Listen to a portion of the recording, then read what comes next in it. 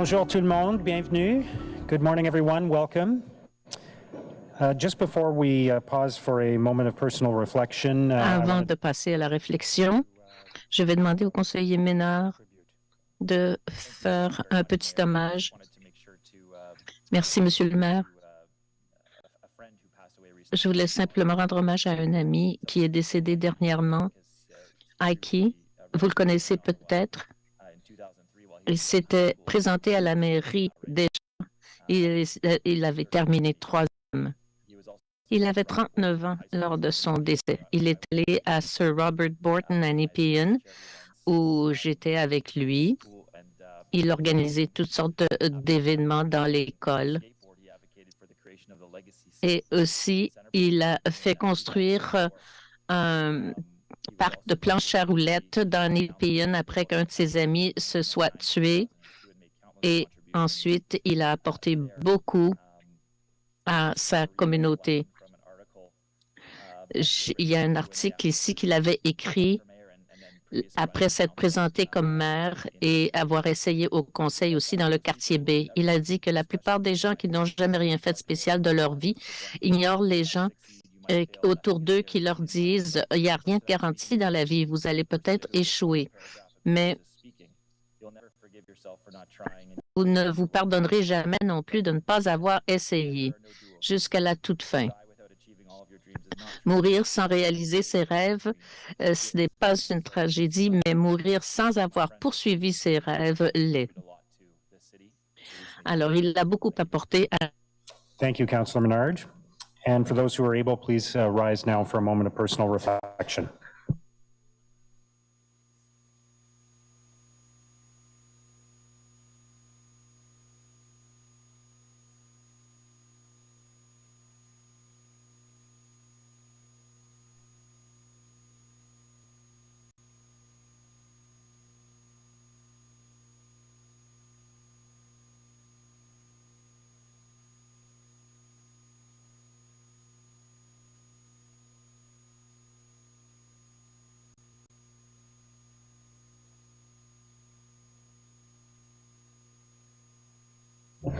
Thank you, merci.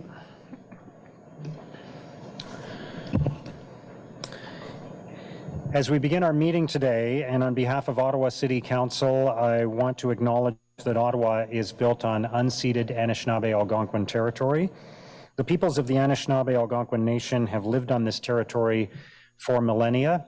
Their presence and their culture have nurtured and continue to nurture this land. The City of Ottawa honors the peoples and land of the Anishinaabe-Algonquin Nation and honors all First Nations, Inuit, and Métis peoples and their valuable past and present contributions to the land. I will now ask Councillor Hubley to introduce our guests who will be performing the national anthem.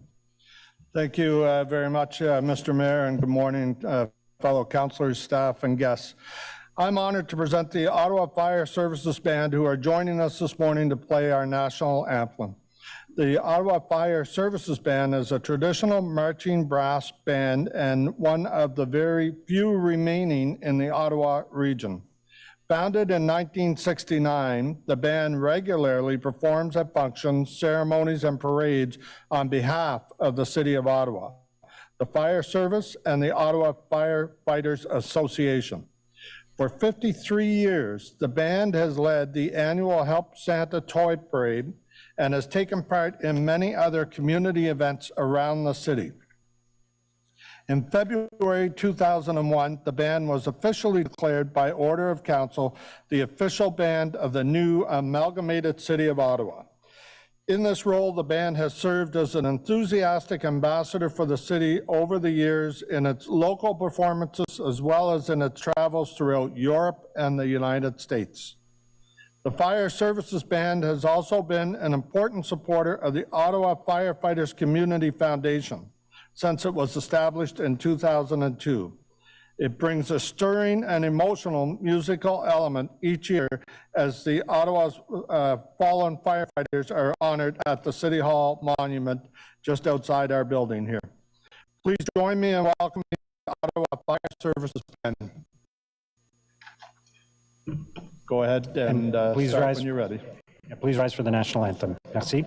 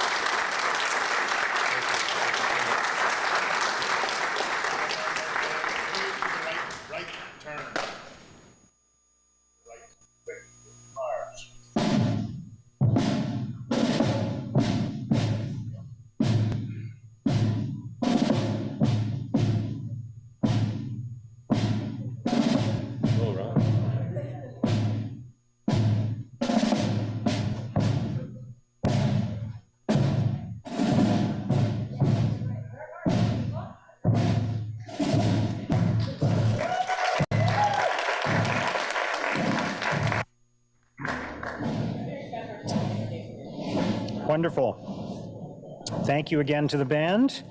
Thank you, Councillor Hubley, for inviting them. I will now ask for the roll call. Councillor Luloff. Present. Councillor Dudas. Ici. Councillor Hill. Present. Councillor Curry. Here. Councillor Kelly. Present. Councillor Gower. Here. Councillor Kavanagh. Present. Councillor Johnson. Here. Councillor Devine. Here. Councillor Bradley. Here. Councillor Tierney. Present. Councillor Plante. Ici. Councillor King. Here. Councillor Troster. Here. Councillor Leeper. Good morning.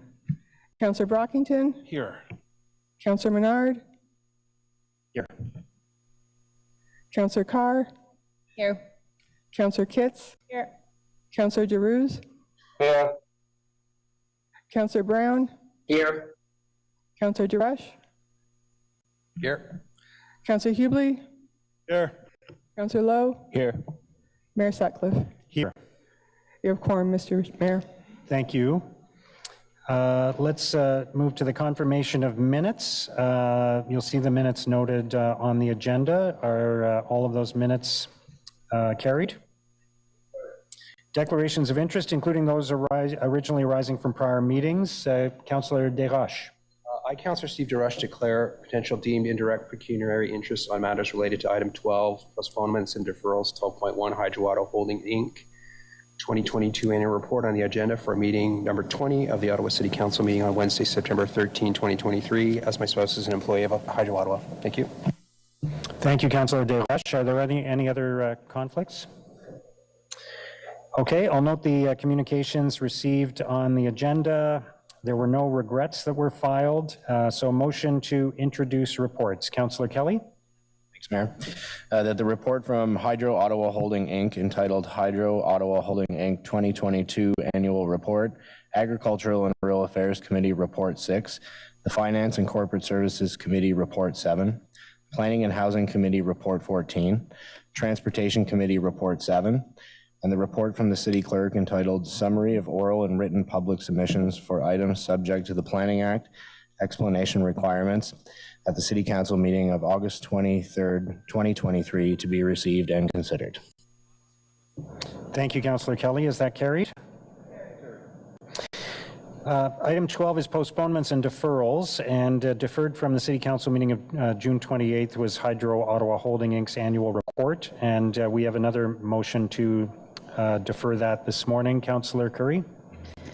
Thank you. Whereas Hydro Ottawa Holding Inc., Hydro Ottawa is incorporated under the Ontario Business Corporations Act, OBCA, and pursuant to the OBCA is required to hold an annual meeting of its shareholders within 15 months from its last annual meeting, which in the case of Hydro Ottawa occurred at City Council on June 22nd, 2022.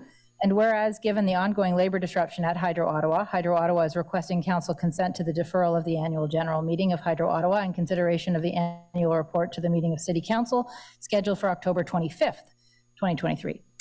And whereas the shareholder declaration for Hydro Ottawa requires that members of the board of directors for Hydro Ottawa be appointed by the City of Ottawa, and there are currently 4 members of the board of directors of Hydro Ottawa whose terms were extended at the June 28th, 2023 City Council meeting to expire on a date to coincide with the annual general meeting for the year 2022. Therefore, be it resolved that Council 1, as the sole shareholder of Hydro Ottawa, consents to the deferral of the annual general meeting of Hydro Ottawa for the year ended December 31st, 2022 to the meeting of City Council scheduled for October 25th, 2023. And 2, authorize the mayor and city clerk to sign a written resolution on behalf of the City of Ottawa as shareholder of Hydro Ottawa, setting out the resolutions approved by City Council. Thank you, Councillor Curry. Councillor Menard. Thank you very much, Mayor. I'd just say that it's been a long 78 days on deferral. I don't know that we should be deferring this item given how long it's been. The request for fair wages and safe working conditions is persistent. We all in this city, I think, are hearing from our constituents about the work orders that are going unfulfilled, and we need this strike to come to an end. So I think we should likely not be deferring this. We should be discussing as a council, whether it's in camera or otherwise, and I want to make sure that we're getting this strike resolved as soon as possible, given the effects on our citizens, and after everything we've been through the last couple of years with all Direcco's windstorms and how much electrical workers and Hydro Ottawa have contributed to our city. So just wanted to make that comment, Mayor.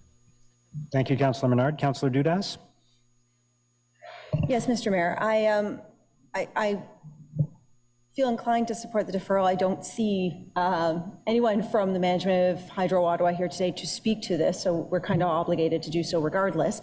What I would say is that as the shareholder for Hydro Ottawa, what does this mean in terms of the dividend and in terms of reporting back?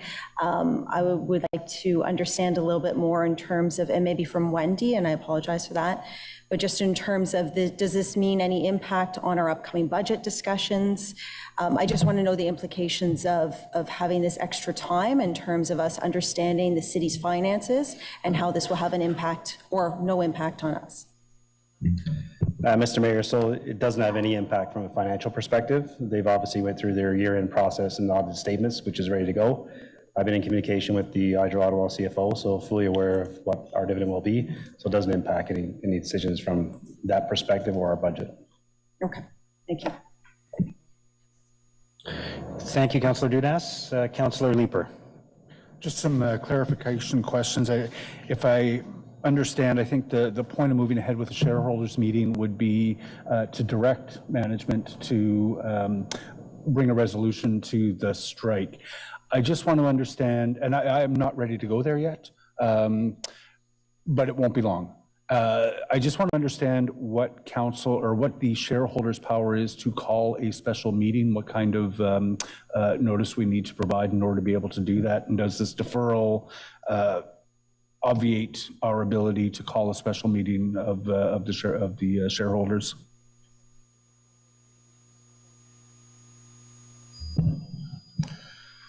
Mayor, the deferral itself does not obviate that. I think there may be outstanding questions in terms of the authority of the shareholder for example, to direct with respect to this resolution of the strike or something like that. City Council's role as shareholder is set out in the shareholder declaration. But with respect I'm sorry, to I'm having difficulties hearing. Council's authority with respect as shareholder of Ottawa Hydro is limited to the appointment of directors, the establishment of the dividend policy, and those kinds of matters. So with respect to, for example, directing the resolution of the labor dispute, that would generally not be within the authority of the mandate under the shareholders declaration. But with respect to the deferral, again, at this point anyway, the deferral contemplated is to the end of October. It does not otherwise interfere in that regard. So I think that's important to understand. If there were a shareholders meeting, the shareholders would not be able to direct, for example, management to enter into binding arbitration? That's correct. Thank you. Okay, thank you, Mayor. Thank you, Councillor Leeper. Is the motion carried then? Okay, just noting the dissent of Councillor Troster, Councillor Brockington, and Councillor Menard. Okay, thank you. Let's move to the Agriculture and Rural Affairs Committee report number 6. Item 13.1 is the Omnibus Official Plan Amendment 1. Is that carried?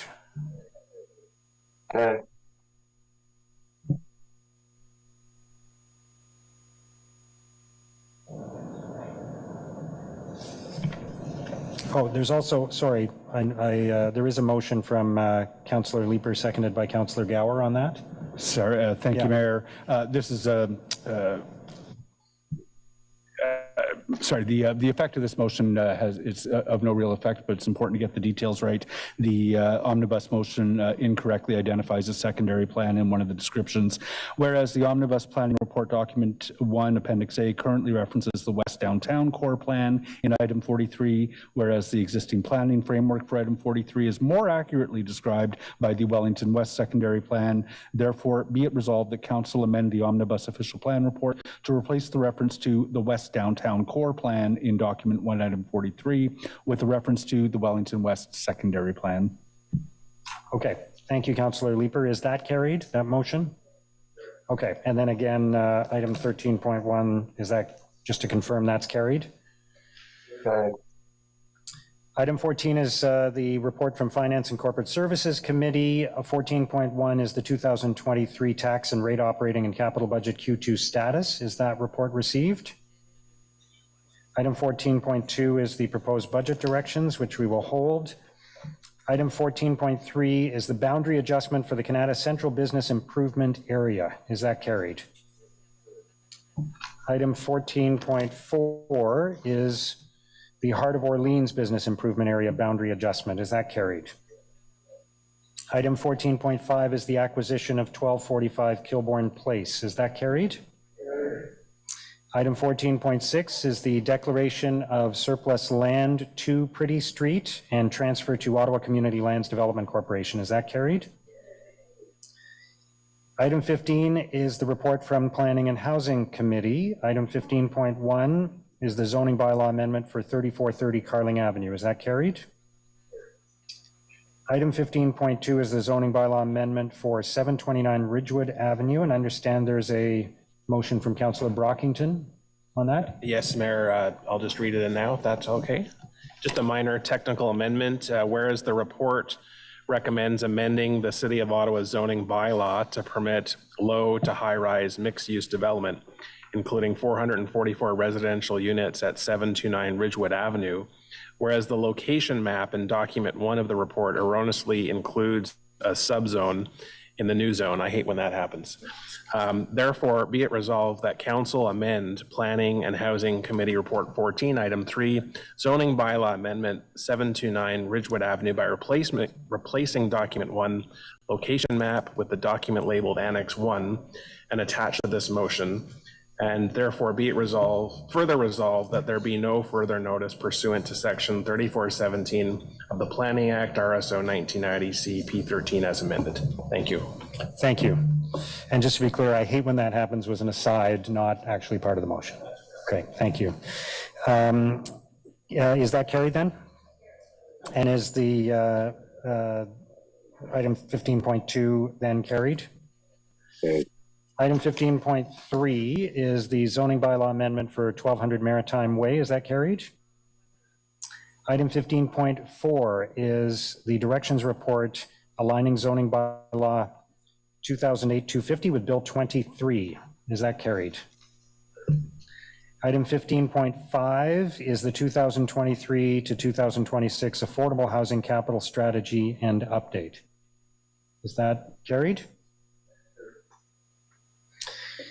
Item 16 is the Transportation Committee report. Item 16.1 is the Bank Street Cycling and Transit Improvements, Riverside Drive westbound to Aylmer Avenue.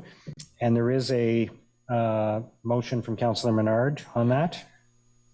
Yeah, go ahead. Thanks so much, Mayor, and appreciate Councillor Tierney seconding this motion. I'll read the therefore be it resolved clauses. And then I'll just speak to it very briefly, that the northbound reserve bus lane along Bank Street from Chesley to Aylmer Avenue in the weekday afternoon peak be implemented between the hours of 2:30 and 4:30 p.m., delegating authority to staff to make minor changes to the timing should it be determined necessary for transit service, with staff to report back 1 year after implementation to review the possibility of extension. And therefore be it resolved that the city conduct a review of the surrounding residential streets and current available on-street parking to develop a strategy to optimize on-street parking regulations and signage to best provide the needed parking for businesses while also minimizing the disruption and risk to residents of the neighborhood. And just briefly speaking to this, I want to thank Transportation Committee and my colleagues for their support on this. This is actually a larger package with a safer buildings bridge, safe intersections at Riverside, where we've had over 300 accidents in less than 5 years, costing us a lot on paramedics, fire, ambulance, police, as well as safe intersection at Riverdale. It goes along with a project that's already in the works for efficiency purposes from Riverside all the way to Walkley, with a complete renewal of the underground infrastructure of that street. So this motion would amend the time of a bus-only lane from 3 hours to 2 hours after having discussions with local businesses in that area, and just appreciate council's support on it today. Thanks, Mayor.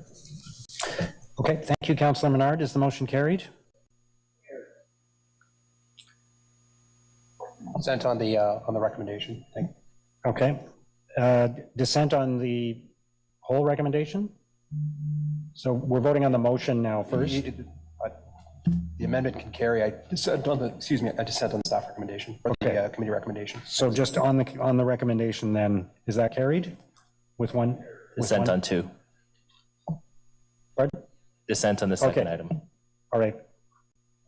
So we have dissent on the from Councillor Desroches on the original 16.1 motion, and on item 2 alone from Councillor Lowe. Okay. On the bulk consent agenda, is that carried? Okay. Let's go back then to item 14.2, which is the proposed 2024 budget directions, timeline, and consultation process.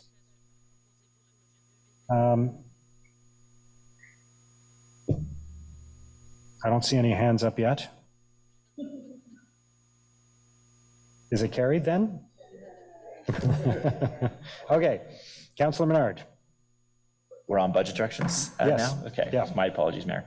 I just have a couple of questions for staff quickly based on the report. One of the things that I had read in the report is that we're going to have to, if we want to make changes within committees, we'd have to pull from another committee. So if we wanted, say, more affordable housing, we might have to pull from parks. If it's a decent item that we want to add and council agrees to, that we don't want to pull something from another committee, we can't do that as part of these budget directions. I just want to get clarity around that, because I find it's so difficult to do that, especially if you're not on that other committee, to say, okay, I'm on a committee, we know there's a great program, going to save residents money, be more efficient, but I got to pull from Transportation Committee's budget to do it. and who would want to do that, right? When I don't transportation committee this term, it wouldn't be something that the chair would want of that committee. So can you just clarify how that process, you're proposing that process to work? Mr. Mayor, yes, so that's governed by the governance report, 2023 to 2026 council governance report. And true, so basically if there is a motion or desire to move funding from one area to another area or add funding, there should be an offset. So number one, if you want to add funding, we need to find a acceptable offset. And what that means is we can't take a rate supported, like a water utility bill funded program. We can't move that to the tax base, but you can move within existing tax dollars, but it could have to come from another committee. That would rise to council as a whole for discussion and debate at council during adoption. Yeah, I mean, it's not just a rate versus tax argument here. We're actually talking about if it's tax supported items, taking another item from another committee, which is just nearly impossible to do. I just don't think it lends ourselves to actually having good decisions within our own committees that we know best, when you may not sit on another committee and you don't want to be pulling from that committee's budget that staff have already worked in, the chair has, worked it in. So I just find that process not helpful, right? And I think what we should be doing is looking at our needs as a city and being able to say, hey, there's a need in this area. This program is something that we should be doing, and go from there rather than having us pull from different budgets. The second point or question, Mayor, I'll have is just around transit. So my understanding, and I raised this at Finance Committee as well, is staff can look into some of the different, I know we've got a big report coming Monday, Mayor, and discussions on Monday with regard to our long-range transit financial plan. And I know I've discussed with staff in meetings, so thanks for following up, in reviewing what we did last year in 2023, where we froze transit fares. I know that this term there's a proposal for a 2.5% in the budget directions. I just want to make sure staff are able to help us with options of looking at those different fare structures, including a potential freeze in this 2024 budget. And so I just want to make sure, confirm with staff, that is something that you can look at as part of this larger, longer range transit plan, is those different options, revenue, some of the detractors and pluses of that sort of thing. Mr. Mayor, yes, I mean, that's part of the work that we'll do once the directions report is approved today. That's where we go into the heavy lift and look at all that analysis in terms of, different priorities, specifically for transit. We know that a fare freeze would be approximately a $3.8 million impact from a fare revenue perspective. That's in 1 year, but that's a base revenue. I spoke this before, and that compounds over time, obviously. So there's a longer term impact with that fare freeze, but those are things that we can certainly bring forward and consider as we go through the deep dive budget build. Okay, I'm looking forward to working with the chair of Transit Commission and Transit Commission as a whole in trying to, I think we need a big shift on transit this term. Obviously, housing, transit, those are big issues this budget cycle, Mayor. And I'll make a plug here. I think we should be looking at its low cost at certain routes within the city. Things like Hazeldean, streets like Hazeldean in the west, streets like Saint Joseph in the east, streets like Bank Street, north, south, Carling, those critical routes where we see congestion. We should be looking at a different type of shift on our transit, like Boston's been doing, like other municipalities have been doing across North America, and making those routes free at a very low cost comparatively to the entire system. That's one of the ways we should be moving here. And I'm just hoping we get more innovation on that side of things, because the status quo of the 2.5% fare increases, 2.5% on the tax increases, it's not going to get us out of the hole. We need a big shift in transit. And we need big thinking around how we're going to do that. And I know, Renee, I'm looking forward to working with your team. I know we got reports coming this Thursday. So I'm looking forward to working with you in the chair on some of those types of ideas. Thanks, Mayor. Thank you, Councillor Menard. Councillor Devine. Thank you, sir. So I do have a few questions just in line with budget direction. And Cyril, I appreciate that you've been very forthcoming with information so far. I just want to flesh out a few things more. So I do understand that in addition to the 2.5% property tax increase, there's also the anticipated 1.5% increase from growth. So I do want to address that a little bit, but in general, one concern I have is whether or not there's concern based on the fact that, so yes, this year we are anticipating a lower rate of inflation increase than last year. This year projecting 3.3%. However, last year 6.8%. But of course, those two annual increases are compounded one on top of each other. And so this 3.3 increase in inflation is in addition to last year's 6.8. So whereas the inflation rate is compounding higher, our rate of increasing revenues is not necessarily keeping at pace. So I'm concerned that if you project it over many years, the gap gets wider and wider and wider. Right now, we're only debating 2024. We don't know about 2025. So my first question, so there's not a question there. I'm just going to tell you that that's a concern. And that's one reason why I'm not necessarily going to be supporting the direction. But with regards to 1.5% anticipated growth, the questions I have there, is around the realm of how much of that is net revenue when we factor in that all of that growth comes with expenses.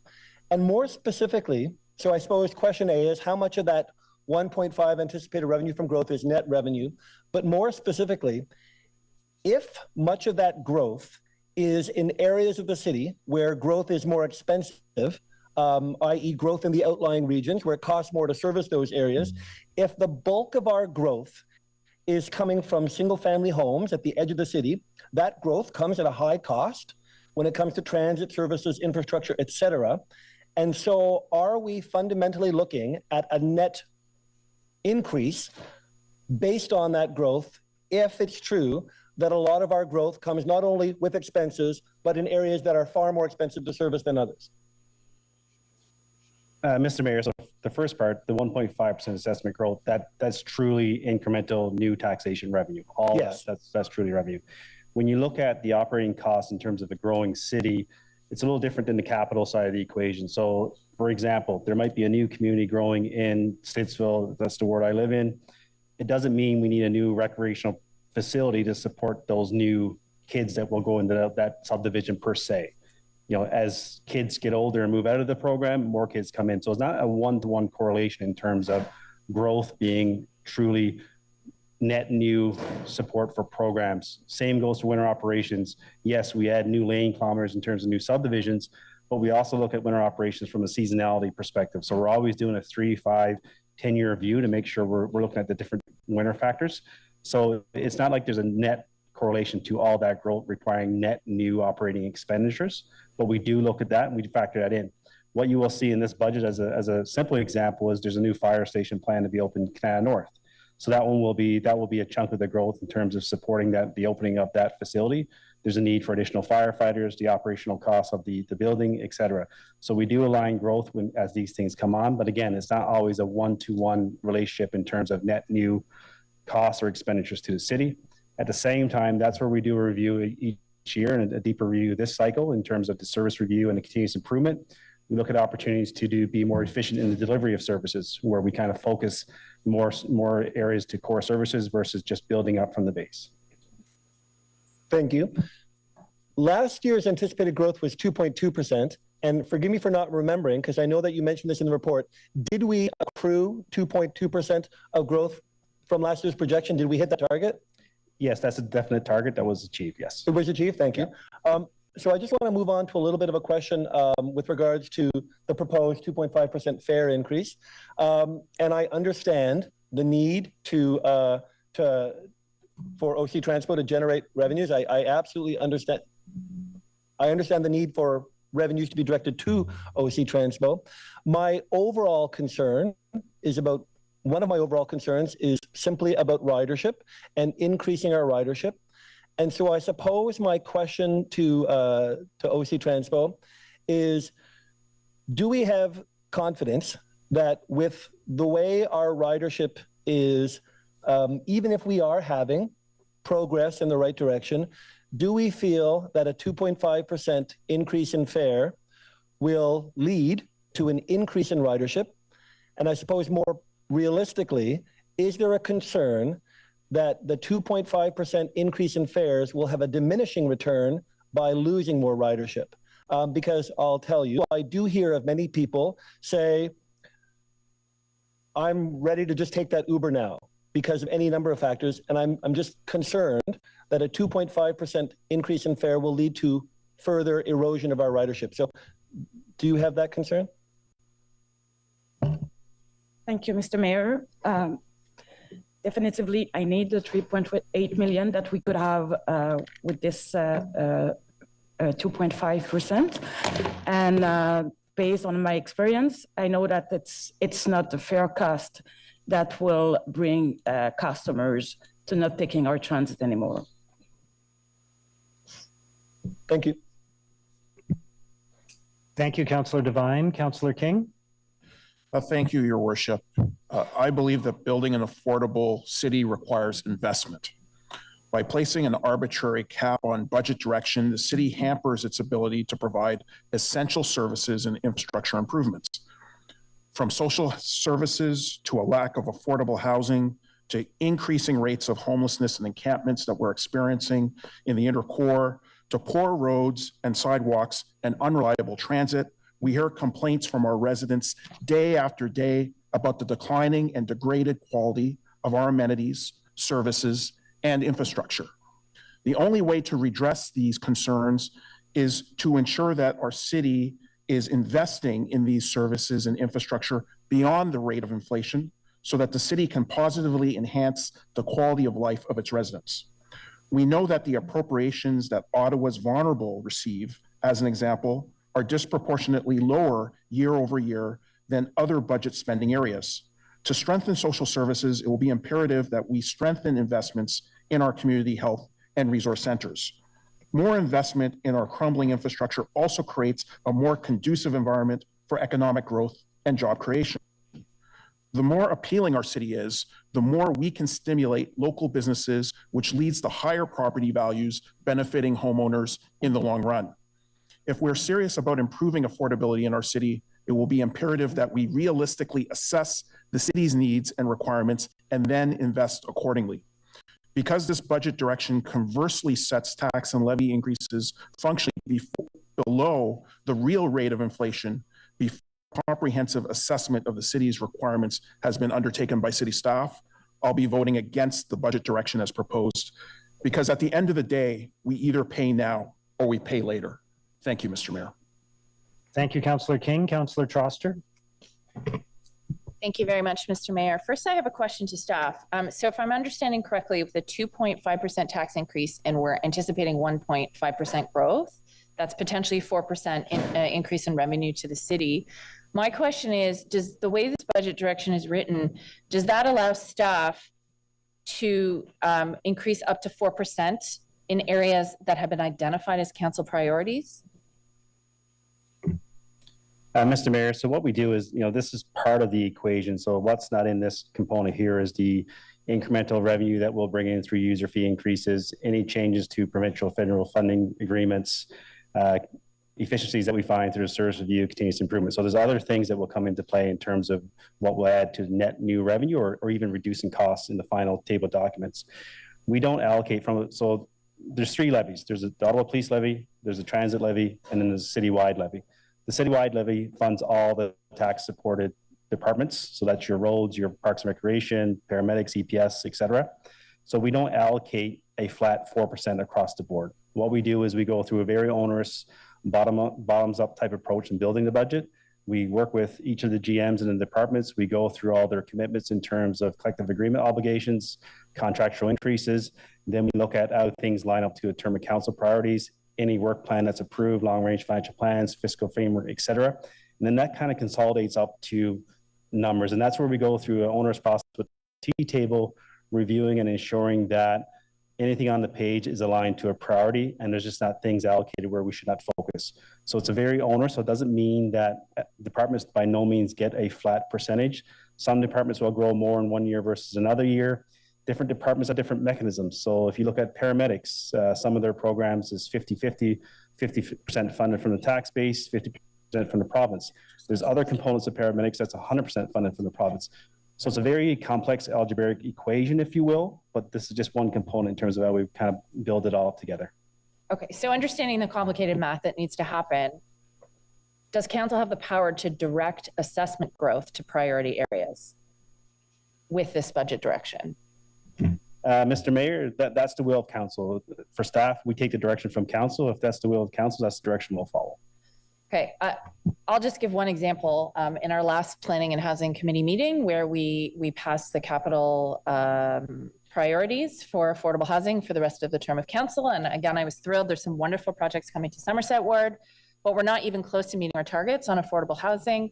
And we approved more apartments in that one meeting than we are planning to build in the next 3 years in terms of affordable housing. It was just over 1,200 that we approved in the last meeting, and it was slightly below that. That's planned for 4 years. I don't need to tell you about the affordable housing crisis in our city. We all know it. As Councillor King mentioned, we have encampments popping up everywhere. And I'll tell you, the number one thing that residents are talking to me about is the impact of homelessness and the overdose crisis and the mental health crisis in our downtown. They're not necessarily talking about 0.5% more or less when it comes to taxes. The current inflation rate is over 3%, as Councillor Menard said. And if we don't keep pace with this, this is functionally a service cut. And I don't know where else we can cut. I mean, right now, frontline services are not meeting the need in Somerset Ward, not even close. I've really seen some horrendous conditions that people are living in encampments, in alleyways, in condemned rooming houses in our neighborhoods. And I noted that during the last budget cycle, Mayor, you said that the food inflation rate was really high, but we don't buy a lot of food as a city. But we fund a lot of organizations that serve food. And also, after doing a survey of just about every community organization in my ward, organizations that typically didn't feed people, they're feeding people now because people are hungry. The Ottawa Food Bank has said food bank usage across the city is up 30%. So I'm really concerned that a 2.5% budget increase, if we don't have the flexibility to direct staff to direct growth towards priority areas, it means we're going to be losing ground. We won't be making gains. And I know a lot of folks in my neighborhood will be suffering. So unless we can come to agreement about some sort of direction or amending motion to at least direct growth towards priority areas, I'll be voting against budget direction. Thank you. Thank you, Councillor Troster. Just to be clear, though, during the budget process, we can choose to have disproportionate investment happening in different parts of the budget, correct? So we can, just because there's a 2.5% budget tax increase in the budget direction, we can invest 5% more in some areas and 1% more in some areas and 3% in others and so on. And we can do that during the budget process, correct? That is correct, Mr. Mayor. Thank you. Councillor Kavanagh? Thank you, Mr. Mayor. In terms of the transit budget, I'm very concerned with the deficit, and the 2.5 isn't going to cut it. A long time ago, back in 2020, November 18th, I just looked it up, I had a motion pass in Transit Commission that therefore the Transit Commission recommend that the mayor write to Prime Minister and Federal Minister of Finance and Minister of Infrastructure to request federal funding for transit, including operational costs, along with capital investments to ensure a healthy city and healthy economy. I also wrote an op-ed on it. I want to know what happened in 2020. Did we get those letters out? Has there been an ongoing conversation? It's been 3 years. We're a city that's highly affected by the pandemic in terms of the ongoing work at home plans that the federal government have had. So what kind of conversations are we having with the federal government that will help us on this? Mr. Mayor, so we will have more details on Monday during our technical briefing on that aspect. But what I could say is that there's been continuing discussions with the federal government and our partners. They do plan to have a more steady stream of permanent funding coming in the near future.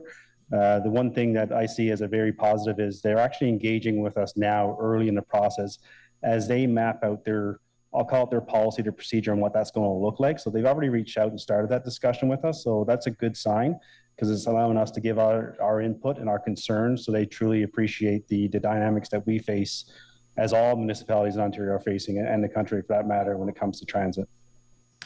I appreciate that. As I said, this was asked for 3 years ago, so I'm glad and we've been suffering since then. I want to just get a verbal guarantee about Equipass and community bus passes that they will not be affected by increase. Mr. Mayor, yes, that's the plan. Yep. Thank you. Appreciate that. We asked for that freeze back in 2019, and I'm glad that that's continuing. That's very helpful. Are we actively promoting them? Are we encouraging communities that would benefit from them?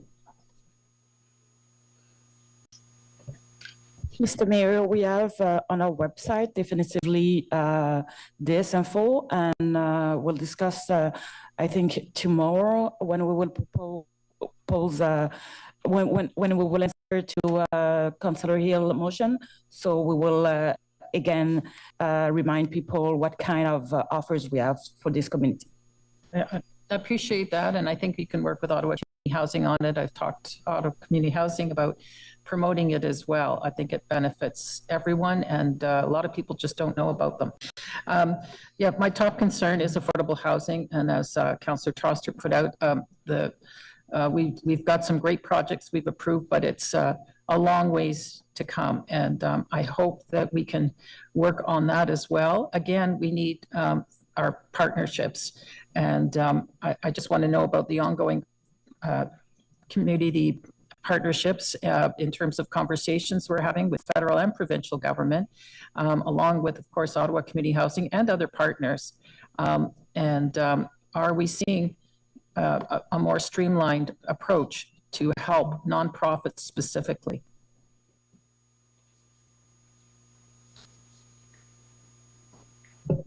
Mr. Mayor, we are actively having conversations with other levels of government. We're having active conversations with the housing and homelessness sector. Yes. Okay. So what we need, though, is the funding, and I hope we'll continue those conversations. The 2.5 is just not going to cover it, and so I'm very concerned about that, and I'll be voting against it. Thank you. Thank you, Councillor Kavanagh. Councillor Brockington. Thanks, Mayor. One of my first meetings as a new councillor in this room in 2014 was to discuss the budget direction at that time. And at that time, what was being proposed was 2%. And I remember very clearly a comment I made as a brand new councillor, and I said, before I commit to a budget direction, I'd like to hear from my colleagues who just went through an election, so I have an understanding of what your priorities are. Because if you have significant priorities in your ward, then maybe 2% isn't the best rate for us to establish. And I was criticized for suggesting I should listen and try and understand my colleagues' concerns and priorities before setting a budget direction. So I do appreciate hearing what priorities exist, certainly not just in River Ward, but across the city, because I think it better informs our decision making. And while there are budget meetings held with the mayor and senior staff, I don't get a copy or a high-level summary of those meetings to, again, better understand the issues happening in your wards. Now, as a more seasoned councillor, I see that there are significant pressures in things that we all know: housing, infrastructure renewal. Infrastructure is a huge issue in my ward. Parks renewal, environmental initiatives, transit, emergency services. Thing is, my residents will not accept a tax increase of 5, 6, 7, 8, 9%. We could easily go there. We could easily justify where the monies are going. But the whole point of a budget process is to prioritize what those needs are and to set reasonable tax rates. So generally, I support setting a budget direction. I do think staff need a financial framework to work with. They identify key priorities, how they are to be financed. We just heard not everyone gets 2.5%. If there are greater priorities in this pocket over here, they get more. If there's less priority in other areas, they should be resourced accordingly in that regard. And at the end of the day, we control the outcome. So if we draft budget does not properly reflect the priorities of our residents, we can make changes. But I do not ignore some of the comments already been said. There are some key pressures and challenges in this city that we must address. I want to ask a question I asked last year of the acting city treasurer, and that's about assessment growth. I'm very interested to see, let's say for the last 5, 6, 7 years, what were your projected assessment growths for the beginning of the year, every budget year, and what were the actuals? Are they pretty close? Were we far off some years? I'm not disputing the estimates that you're projecting for next year, but that would give me some comfort going forward. My final comment, I think, is one that Councillor Menard touched upon, and that is, how do we make changes, particularly at committee? And I just wanted to verify that the proposed process, if you want to add something at a particular committee budget meeting, is you must find a corresponding offset within that same department or portfolio, and that you would not be able to go outside that department until you got to council, and I guess the whole budget is open at that time. Is that correct, or am I exclusively limited to that particular department? Mr. Mayor, so from a committee perspective, I'll take your second question first and I'll come back to your growth question. So yes, so if you, within your committee, so EPS committee, if you want to shift money from bylaw to paramedics, that's within the preview of the committee can make that recommendation, rise to council. If you want to increase EPS budgets and draw from transportation committee budget, that would have to rise to council for discussion. In terms of the assessment growth, so assessment growth is driven by impact. So we get that forecast and final numbers from impact.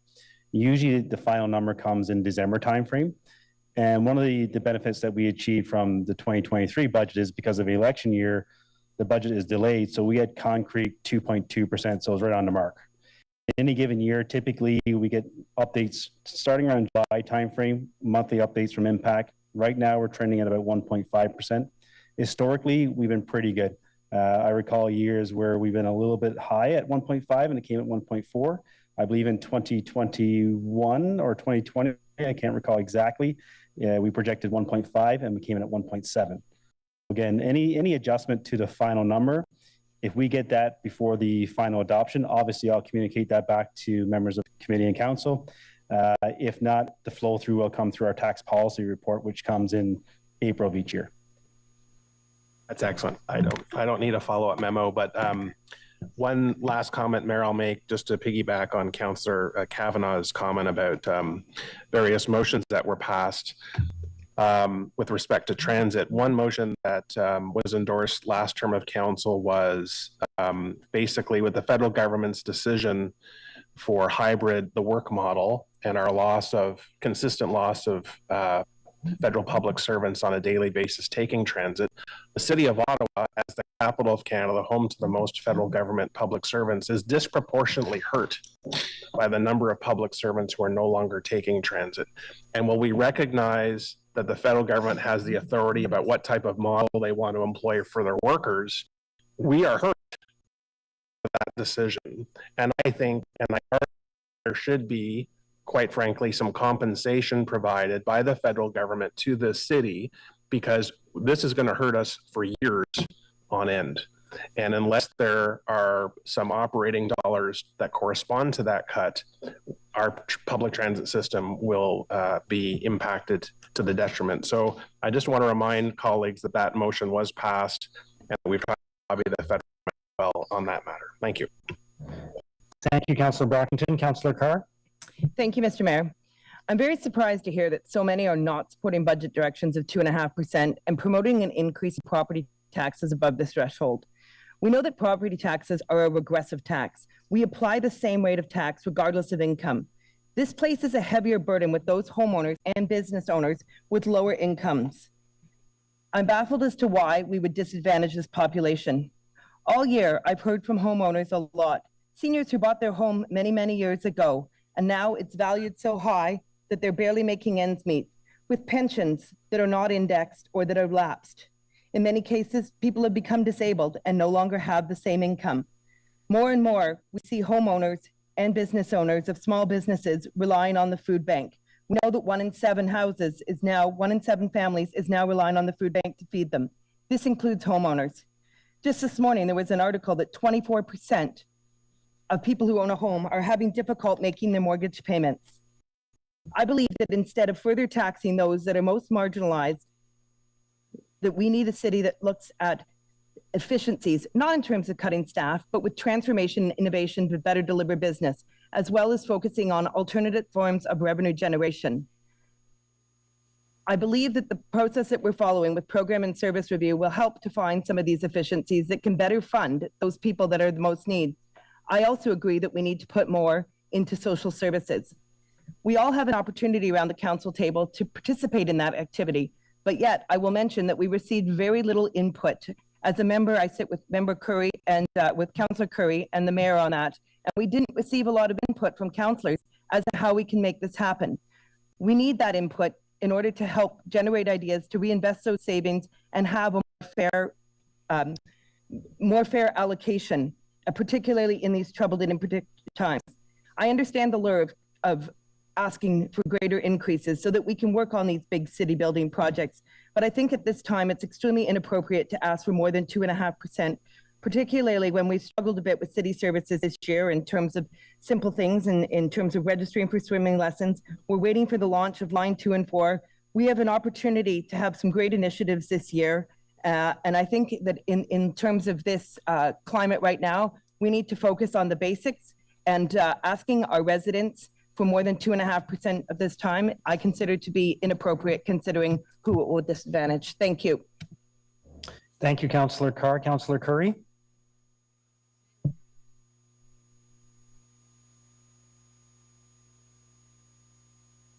Oh, sorry, I'm looking at the wrong list. Councillor Bradley, go ahead.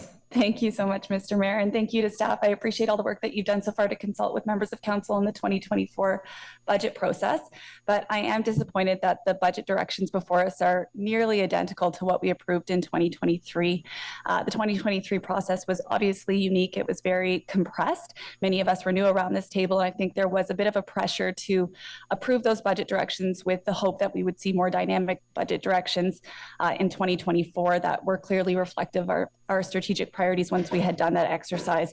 And I don't think this is it. I know that this is not the budget, but it is the document that you'll use to create the budget.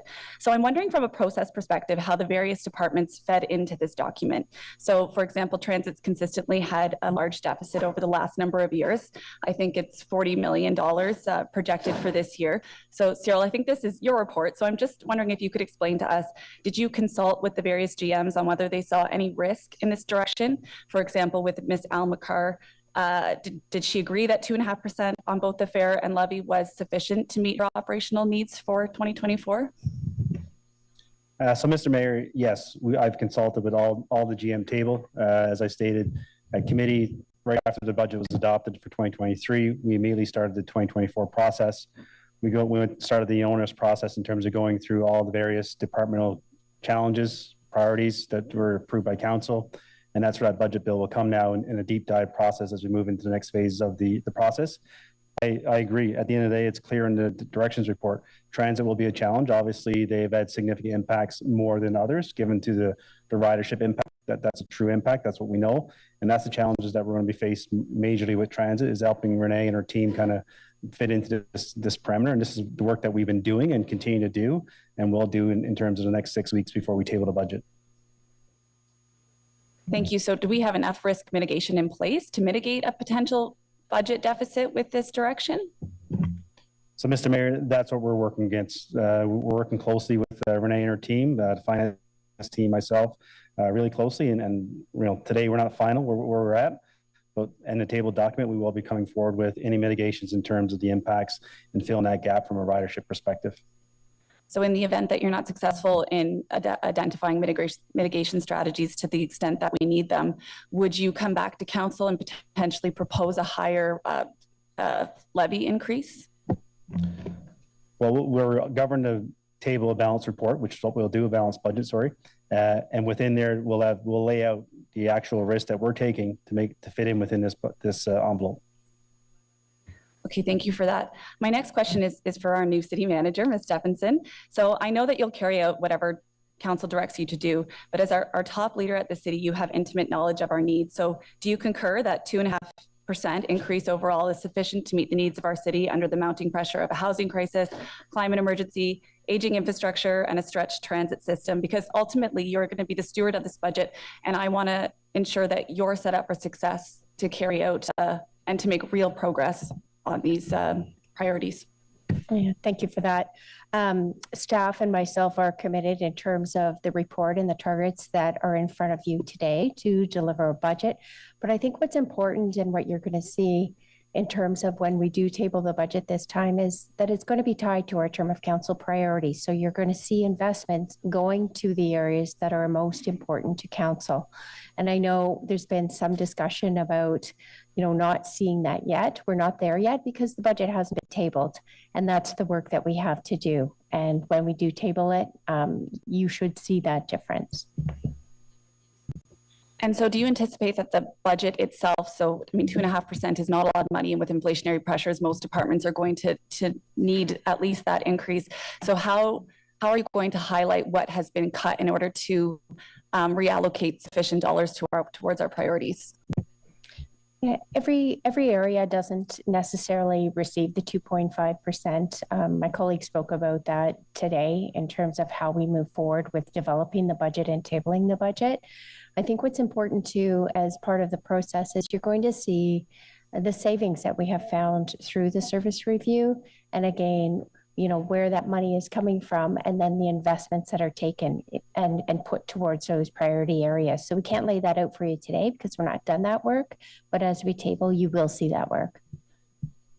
I appreciate that, because we know the budget document is difficult to digest and to read for those who have had the opportunity to do it for many years, but for many of us who are new, it's a really difficult read. And I know that Cyril's doing a lot of work with his team to make it easier to digest and easier to identify, because sometimes with that budget, we don't know what we don't know, and it's very difficult to find where perhaps we're starving some areas that might affect, frontline services. So I'm hoping that with all the consultations Cyril's team has done, that we're going to see a budget that it's very easy to see, okay, this is where the money is going, this is where the new investments are, this is where perhaps we've had to spend less, or we're not, this department's not getting the 2.5%, and this is what this means to real service to the public. So I know that's a tall order for Cyril and his team, because it's a very big budget, but it really needs to be that clear, because as a council, we have a responsibility to steward the purse, and we need to understand what this budget directions in reality means for our residents, because they don't want to see service cuts. We can't afford to do more service cuts.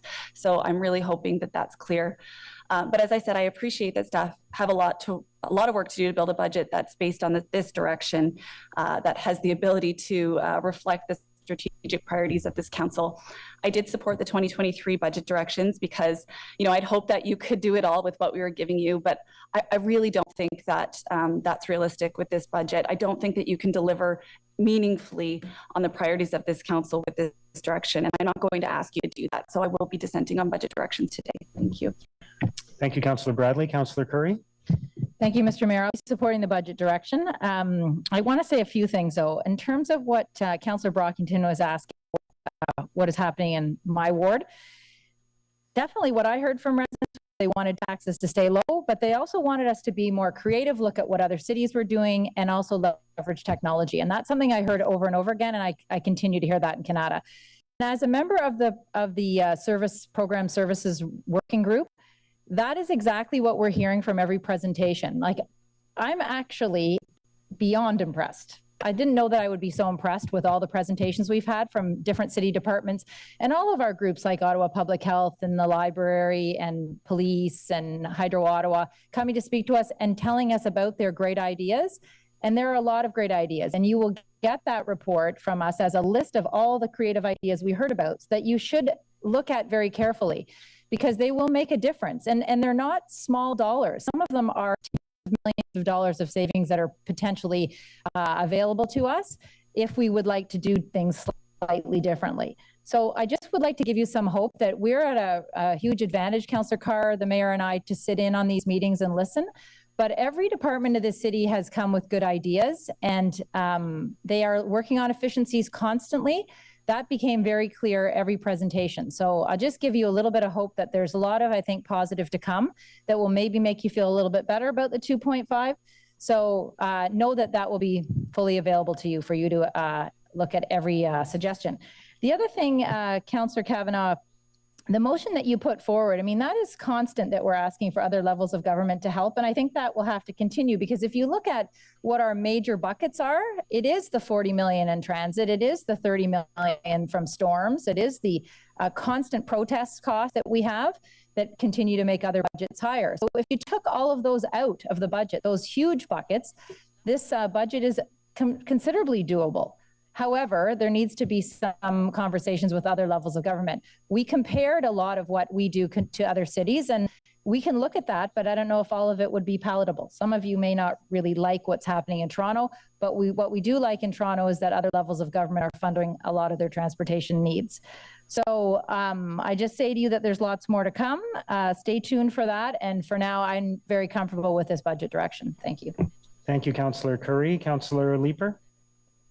Thank you very much, Mayor. You and I were chatting before the meeting, and I hadn't expected to speak a lot to this motion today. I said my piece at the Finance and Services Committee, and I can only say that I agree with Councillor King with respect to the diminishing quality of services that the city is providing to residents. I have felt it over the course of the last 9 years. Garbage cans in parks take longer to empty. Infrastructure repairs on our main streets are not getting done. Bylaw is taking longer and longer to respond to complaints.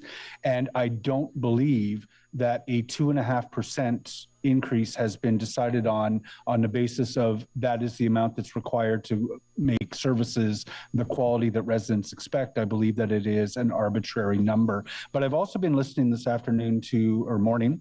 We're plowing through this meeting fairly quickly. I've been listening to my colleague, Councillor Troster, who is speaking to the housing and homelessness crisis, the opioid overdose crisis that we have in the city. And that is an iceberg that most of us are only seeing the tip of.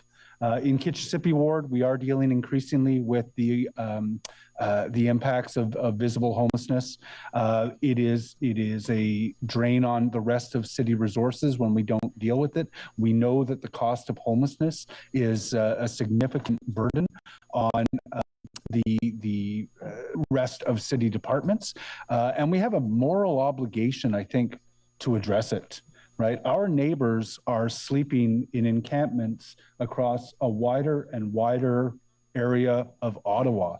And that has to be one of our very first priorities to deal with. So Mayor, Councillor Troster and I are bringing a motion to this meeting that would allocate assessment growth toward our term of council priorities. I have draft wording in front of me. We do not have a formatted motion at this point. And I am wondering, Mayor, if we could get 5-minute recess to allow clerks. Oh, I'm seeing it. Oh. Do we have a motion? We're working in real time here. I'll ask my colleague to screen share. We have a motion that I'm putting forward now. I do not need 5 minutes. Oh, yeah. Wow. I think I've only done it 2 or 3 times in the course of my... How warm is that piece of paper? It's a very short piece of paper. Oh, how warm, I said. Oh, yeah. I think I've only done it 2 or 3 times over like 9 years of being a city councillor. But I just want to thank staff who help these meetings run, clerks and legal for the excellent work that they do. So I guess I'll be moving this motion because I believe Councillor Troster has already been on the speaker's list, seconded by Councillor Troster. Whereas Ottawa City Council declared a housing emergency in 2020, and whereas Ottawa is in the grip of an overdose drug poisoning crisis that is both contributing to and exacerbating the housing and homelessness crisis, and whereas staff are seeking council's direction for the preparation of the 2024 budget, and whereas revenue growth attributable to property assessment growth is 1.5%, projected to be, whereas council has adopted term of council priorities that include addressing the housing and homelessness emergency, therefore be it resolved that new revenues attributable to assessment growth be allocated in the draft budget to council's term of council priorities, emphasizing the need to address the housing and homelessness emergency and overdose drug poisoning crisis. Just note for members, that number would be projected to be around $30.2 million, which is the new assessment growth that is anticipated to come in. We can do a lot of work toward making this a more livable city for every resident of Ottawa by allocating those resources to addressing the needs of the people who need it most. Mayor, I'll leave it there. Thank you. Thank you, Councillor Leeper. Councillor Luloff. Thanks so much, Mr. Mayor and Council. Look, money isn't free. Just ask anyone lucky enough right now that's able to afford a house and handle the 6% interest rate on their mortgage, or those on a variable rate who've seen their payment go from $1,200 a month to $3,500 a month. Ask any family who, due to rising costs, have eaten through the entirety of their savings and are now running up their credit cards just to get by. We need to invest in housing. That's 100% true. And one of the ways that we can do that is by stop passing punitive bylaws that run up the cost to build housing. I think a 2 to 2.5% increase is about at the top of what people, the people that we represent, can afford right now. And I find it curious that if people are arguing that food bank use is up, but we're talking about burdening these very same residents with higher taxes. You know, admittedly, this is an oversimplification, but it puts a fine point on it. Instead of raising taxes to buy food for people, why don't we let them keep their money so they can afford to buy their own food at the full value, unburdened by the siphoning by the bureaucracy? So if we're looking for efficiencies, what we should be looking to do is to reduce the burdens for home ownership, and that includes making it easier for new homes to be built. There's an idea for the audit committee. Let's look at what we are charging costs that are directly passed on to the consumer for permitting and for defending positions that will lose when they get to the Ontario Land Tribunal, as most of the appeals are losing right now. We need to learn to live within our means, and if it's not a service that's directly under our purview, we need to adjust it. And we need to stop pretending that money is free, that our residents are an ATM, and get real on this budget by keeping our taxes low, because people cannot afford to be burdened by more taxes at this very, very difficult economic time. Thank you very much. Thank you, Councillor Luloff. Councillor DeRuse. Good morning, Mr. Mayor, and thank you very much for my colleague for highlighting the budget direction for today. But you know, I, like Councillor Carr and Councillor Curry and Councillor Ruloff, I heard it from my resident. I've been talking to my community concerning our budget direction. People cannot afford more than 2.5%. And as councillor, our job to make sure we deliver services, core services that are important for our community, emergency services and infrastructures and road and bridges and housing and the processes we need to review. With not necessarily we are cutting. It's if we every time and every government and every corporation every 4 or 5 years they can sit back and then review how we spend and how we direct our budget. And I think we're doing the right thing under the new direction and under your direction, Mr. Mayor. I'm very happy to support the 2.5% increase to support our communities in rural area. Really, what our residents looking for, making sure we cut the grass, we fix the road, the infrastructure. Also, affordability is very important, and how we process and we build more homes and housing. And every time and there is a crisis, we go back to an ATM. It's the easiest thing is increase taxes, but we are looking for efficiency, and we're looking how Canadian and especially people who live in the city of Ottawa can afford to live in the city of Ottawa day in and day out. So I'm very happy to support and the direction today, and thank you very much, Mr. Mayor. Thank you, Councillor DeRuse. Councillor Gower. Thank you. Can I speak on the Leaper motion, or are we doing a separate debate on that specific motion, Mr. Mayor? So because the motion was introduced partway through the discussion, I mean, you can speak on either or both, and if people want to speak specifically to the Leaper motion, they can rejoin the conversation. So you can put up your hand again if you want to speak specifically to the Leaper motion. Well, I'll speak to now. That's fine. Yeah, I think you can speak to either. Directing new assessment revenue is an incredibly bad idea. Much of that revenue needs to be used to service the needs of additional residents, snow clearing, park maintenance, fire services, and so on. Essentially, this is directing, before we even get into the budget conversation, where we have a global view of where staff are recommending we allocate revenue, we're already directing it to one specific area. I do not disagree at all that housing and other needs identified in the motion are important, but I think it's premature right now to be directing $30 million into one specific bucket. It handcuffs staff, and I think it would put us in a very difficult budgeting situation as we go into November and December. Thanks, Mr. Mayor. Thank you, Councillor Gower. Councillor Desroches. Oh, and we'll go to Councillor Hubley after that. Not sure I'm next, Mr. Mayor, so Okay. I just put my hand up. Did you have your hand up or you did not have your hand up? Oh, no, I'm asking Councillor Desroches. Did you have your hand up? I did have my hand up, but I just put my hand up. I don't think I'm next.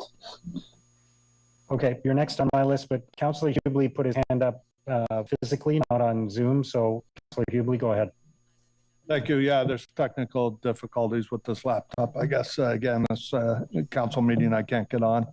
The question I have with this is, I want to say, along with what some of my colleagues are saying, I come here every time to think in the back of my head, what are we doing that's going to affect seniors in my community, people living on fixed incomes, people that are forced to live paycheck to paycheck because of the out of control inflation and other costs that are affecting everyday Canadians. And I have to try and do things that I think will help them. That's what I think we're elected for, not to add to their burden. And although the mover of the motion, Councillor Leeper, and I don't agree on everything, I do take a lot of pride in agreeing with them on some things and working together with them on some things. But my issue with this motion is we as a council here and in the past, I always thought we had the underlying agreement that growth needs to pay for growth. So if we're going to start taking the money that comes in the assessment growth, which is from growth and supposed to go towards benefiting the existing communities that are impacted by that growth in the means of bike lanes, roads, traffic lights, all the parks, all the infrastructure that's supposed to come out of DCs and assessment growth. If we're now going to start taking that and focus that on a few wards, I don't know how growth is going to pay for growth. So while I welcome his idea that we have to put more money into those items, fully agree, we have those issues that we have to find ways to deal with. I just don't support the idea of taking the money from growth and trying to do that. I'd like this council to affirm that we want growth to pay for growth. We're going to keep a close eye on things like the development charges to make sure that they're paying for growth so that the taxpayers in the other parts of the city are not paying for what's happening there. So thank you, Mr. Mayor. That's my comment on that. So therefore, I'm sorry, Councillor Leeper, I can't support you on this one, but that's my reasons. Okay. Thank you, Mr. Mayor. Thank you, Councillor Hubley. Councillor Desroches. Well, thanks, Mayor. I wasn't going to say too much today. I do support this budget direction for the very reasons I heard from my colleague. The messages that I hear from residents is, be sensitive to our ability to pay and the tough economic conditions that they're going through right now. And I will take an open mind once we see what comes back from the budget in terms of whether we're accomplishing all the priorities that we've agreed to as a council to work on. And I say all of the priorities, and that is my concern with Councillor Leeper's motion, who I respect tremendously. We just went through a priority setting exercise where we said we're going to focus on a wide range of priorities that are going to touch all parts of the city under a number of areas that are critical to the success of our city. And to say unilaterally that we're going to take all the assessment growth and put it to one priority, I think really is a step backward to that exercise. And so I won't be supporting it. I don't think it's practical. We are taking a very aggressive housing strategy to build communities and build homes. And as I tell residents, and I hear from residents, they don't just want to have houses. They want to have complete neighborhoods. They want their streets plowed. They want the streets light turned on. They want their grass cut. They want the potholes fixed. They want the fire department to show up when there's an issue, or the paramedics to come out. And to take all of that assessment growth, I think, while I appreciate that this is a cry for help, and I hope, the federal and provincial governments are paying very close attention. I heard questions earlier today to staff saying, what have you done to follow up with the federal government? That's not staff's job. That's the local members of parliament's job in this area to follow up with the issues and concerns of these communities and that. So if this is a cry for help, I hear it. I just don't think this is the way to do it. And, again, we can't build homes without having the critical services. Those are incomplete neighborhoods.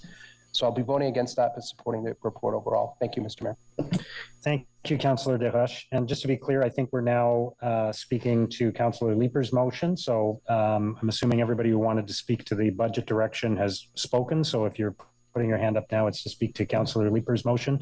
And then we will vote on Councillor Leeper's motion and then on the budget direction. So just so everybody's clear on where we are in the process, Councillor Troster.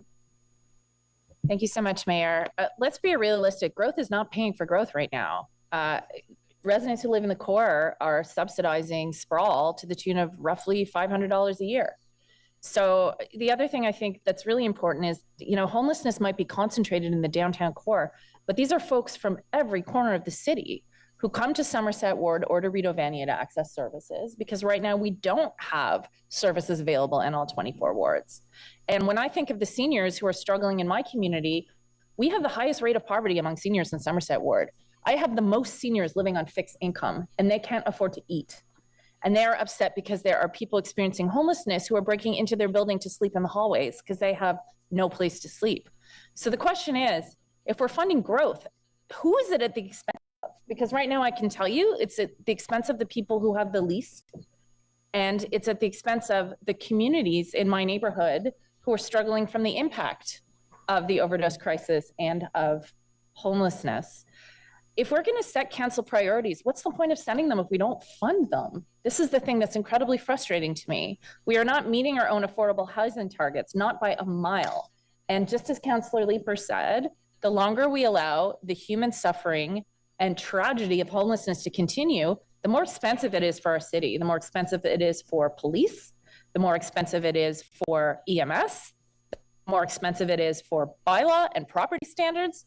I need to remind you that a few weeks ago, I visited an alleyway in my ward where there were human beings sleeping on mattresses with piles of human feces beside them and needles sticking out of those piles of human feces that needle hunters would not retrieve because they judged it to be too dangerous. So when I say this is an emergency, and if we decided as council that this was an emergency in the year 2020, why are we not sounding the alarm? Why are we not putting resources towards it? If we really care about fixing homelessness in this city, we need to understand that all of us need to direct some of that growth to the people who are not benefiting from growth. And those are my neighbors, and they're your neighbors too, whether you know it or not. So, I'm not seeing a lot of support around the table for this motion. I am urging you to support it because this really is an emergency. And I need to understand this is not a downtown emergency, because your neighbor, when they're having a tough time, they're coming downtown and they're hanging out in my neighborhood, and we welcome them, but we do not have the services to help them. Thank you very much. Thank you, Councillor Troster. If I could just ask just a couple of questions. First of all, does staff support this motion from Councillor Leeper? Is this workable to you? Mr. Mayor, no, I don't support it. And my rationale is what we're doing here is removing the algebraic equation to be very struggling in terms of how we address all the priorities. We're now focusing on only one priority as opposed to term of council priorities and all the other services. We're really removing flexibility from how we kind of build that base budget up. This would also take money away from OPH as another example if we do this exclusively towards this initiative. So no, I'm not supporting the motion. And my second question is, if council does not support this motion, is there still room in the budget process to allocate money towards the priority of housing and homelessness in the city? Mr. Mayor, yes, 100%. I made a commitment during the 2023 budget process that we will be back with the updated housing long-range financial plan before the budget is adopted this year, and that's still the plan. That report will come back. So there's full intention for us to be working with Claire and her team to make sure that we do demonstrate additional funding to the housing long-range financial plan. Thank you. Councillor Bradley? Thank you, Mr. Mayor, and thank you to Councillor Leeper and Councillor Troster for bringing this motion forward, because I think it has sparked an important conversation about growth. Because I find we often talk out of two sides of our mouth when we talk about growth dollars. I remember being presented with a chart during the 2023 budget discussions of it's not 2.5%, it's actually 4.5% because growth is running at 2.2%, and it's more money than we've had in the past. And yet we know that growth, as Councillor DeRoche had put it, pays for growth, and it doesn't for like 7 years. So it's not even enough to pay for growth, but it goes to service the new homes, to clear roads, to cut grass, to build new parks, whatever we need for growth is what it pays for. But when it's convenient, we talk about it as new money so that it's not 2.5%. So I think that this is an important conversation to clarify, what does growth go towards? So, Mr. Mayor, so assessment growth is new money. This is new. This is a new house that is being occupied and paying a property tax bill that didn't exist in the previous fiscal year. So it's 100%, it's new money. It's part of our allocation as we fund the base budget buildup in terms of how we, meet within the additional property taxation to the existing home, the new home, the user fee increases, any other revenue streams, efficiencies that we find to make sure we do address those core services impacted by growth. In the past budgets, we've seen continuous year-over-year additional paramedics as an example. You'll see additional firefighters in this budget because of the new fire station. So we do allocate that to address those items.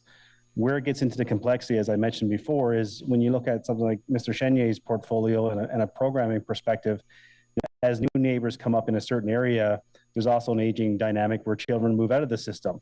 Now, there's always going to be a breaking point. When we see extensive growth in Councillor DeRoche's area, obviously there's a plan with a new facility there. It's just a matter of timing of how that goes. So year over year, growth does fund growth, but it also helps support existing and that benefit to existing that we also talk about more so on the capital side of the equation. There's a lot of infrastructure and capital that is not 100% funded by DCs. There's a tax component.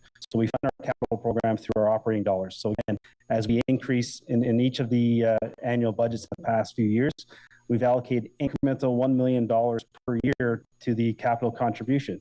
That's a part of the fact that carves out. So hopefully that kind of gives a little bit of clarity in terms of the dynamics of growth and the allocation. Thank you for that. But the idea is that when a new home comes online and new residents are part of our city, they require services. So these are not necessarily service enhancements to existing residents where they're greater services so that residents that come online can have the same services that everyone gets across the city. So while it's new money, it doesn't go to enhance or to better our services for the people who are already getting those services today. It should just allow fire to be able to reach Barrhaven or police or the snow plows as the new roads come online. So I thought there was a metric that said growth doesn't pay for growth for 7 years. Is that still accurate in today's climate? So again, Mr. Mayor, very similar to like the DC background. Again, I don't want to be complex here, but very robust in terms of how we demonstrate a project to be corely fundamentally supporting growth. But then there's a number of other projects that you have that BTE, that benefit to existing. So we break it down that way. Much the same and is true for the operating side of the equation. Again, a new subdivision can go up in Barrhaven where, I'm just picking on different GMs. Kim's fire department can service that new residential home. So it doesn't mean that because there's 400 new homes there's going to be an incremental number of 400 new calls per se. So it's not a linear equation. It's very bumpy and lumpy. And we look at that year over year as part of our owner's process when we do budget reviews in terms of, okay, are we seeing service calls go up in a certain area? Are we seeing bigger demands in certain programs and recreational culture? Are we seeing, each portfolio has a different metric in terms of how growth kind of comes into the system and the strain that puts on the system. When I look at my portfolio, very administrative, as the city grows, I don't expect to be growing the administration of the organization correlated to growth. That's not a fiscally responsible thing to do. There will be a peaking point where, yes, there's certain components of my service area where we will need to add, but it's not a one-for-one linear equation each year. So we look at it very robustly to kind of manage that so it's not a simple allocation of grow your service based on a true linear correlation. Okay, I appreciate that. I recall, I can't remember what term of council it was, maybe 2014 to 2018, there was a provincial download which gave the city, I want to say it was $20 million a year, and we used that as a slush fund to fund strategic priorities. So it was a very direct, here's the money, here's where it went. And I think what Councillor Leeper and Councillor Truster are trying to do is create that slush fund to fund our priorities above and beyond the tax increase. So that was, a one-time scenario where we had this download. So I really support support the intent of what they're trying to do, which is to create funds that we can, as a council, administer towards our priorities very clearly. I'm not entirely sure that this is the best funding source for that slush fund, but I'm going to listen to the discussion and decide how I'll vote on that motion. Thank you, Councillor Bradley. Councillor Brockington. Thank you, Mayor. I'm trying to propose a compromise here with an amendment. I agree with a lot of what's been said. Council, as we all know, has declared a housing and homelessness emergency. We see this as one of our top priorities. And in my opinion, it remains to be an underfunded priority. So we do, this budget, need to do our best to allocate as much resources as possible. What colleagues have said, though, is we need to see the draft budget and need to see how those resources are addressing other priorities before we make this type of commitment. And so what I'm trying to propose here with an amendment to the wording of the motion, I don't have the motion in front of me, but at the very beginning, preceding the words new revenues, I would like to propose that we add the words a portion of, and that's seconded by Councillor Troster. And Mayor, the intent is to give the city treasurer flexibility in how to allocate the new assessment growth revenues, not to direct the entire sum for one priority. Many colleagues have said they're uncomfortable with this at this point in the process. And the addition of the words a portion of, like I said, still directs money for this purpose, but not the entire lot, and gives the flexibility that's necessary. You may ask, well, if this motion fails, not the amendment motion, the treasurer still has this authority to do exactly what I'm suggesting. And what I'm trying to do is this strengthens the directions from council and seeks a compromise this morning. We seem to be at odds about what to do. So that is on the floor as an amendment, Mayor. Thank you, Councillor Brockington. Just to be clear, though, is if we're saying a portion of, is that not effectively saying that you're going to do what you were going to do anyway, which is prepare a budget that directs various revenues to term of council priorities, regardless? Is that, are we not back to just where we would have been without the motion, if that's the case? Mr. Mayor, yes, correct. This is work that I would be doing, irrespective of this motion or the amendment to the motion. Okay. Thank you. So he would, just to repeat the answer, because some people didn't hear it, what I'm hearing is that the treasurer would be doing this anyway. So the motion, to me, effectively is redundant in the sense that if it's passed as amended, staff are going to come back with a budget that allocates money towards our term of council priorities, and a portion of growth funds are going to go towards term of council priorities, including housing and homelessness anyway. And that's the process we already have. So we don't need a motion to create that process. That process already exists. Is that fair to say? That is correct, Mr. Mayor. Thank you. Councillor Hill. Thank you, Mr. Mayor. I've heard a number of times this morning that growth pays for growth. I just want to confirm that's embedded in our official plan. Yes, like that is a process with which we prioritize in our budget process. Correct. So just to correct, I think some misinformation that was shared here this morning. I'm looking at a CBC report that came out. It was published on the 11th of October, which speaks to taxes across the city. And I quote, Barrhaven West ward sits on top with residents billed $74,740,733, beating out close second Kitchissippi. It makes all the sense in the world. When you look at commercial, the downtown is going to have more commercial revenues come in. Growth needs to pay for growth. My residents are paying, as it says right here, the most tax in the city. We need resources to pay for growth. We need infrastructure in the suburbs.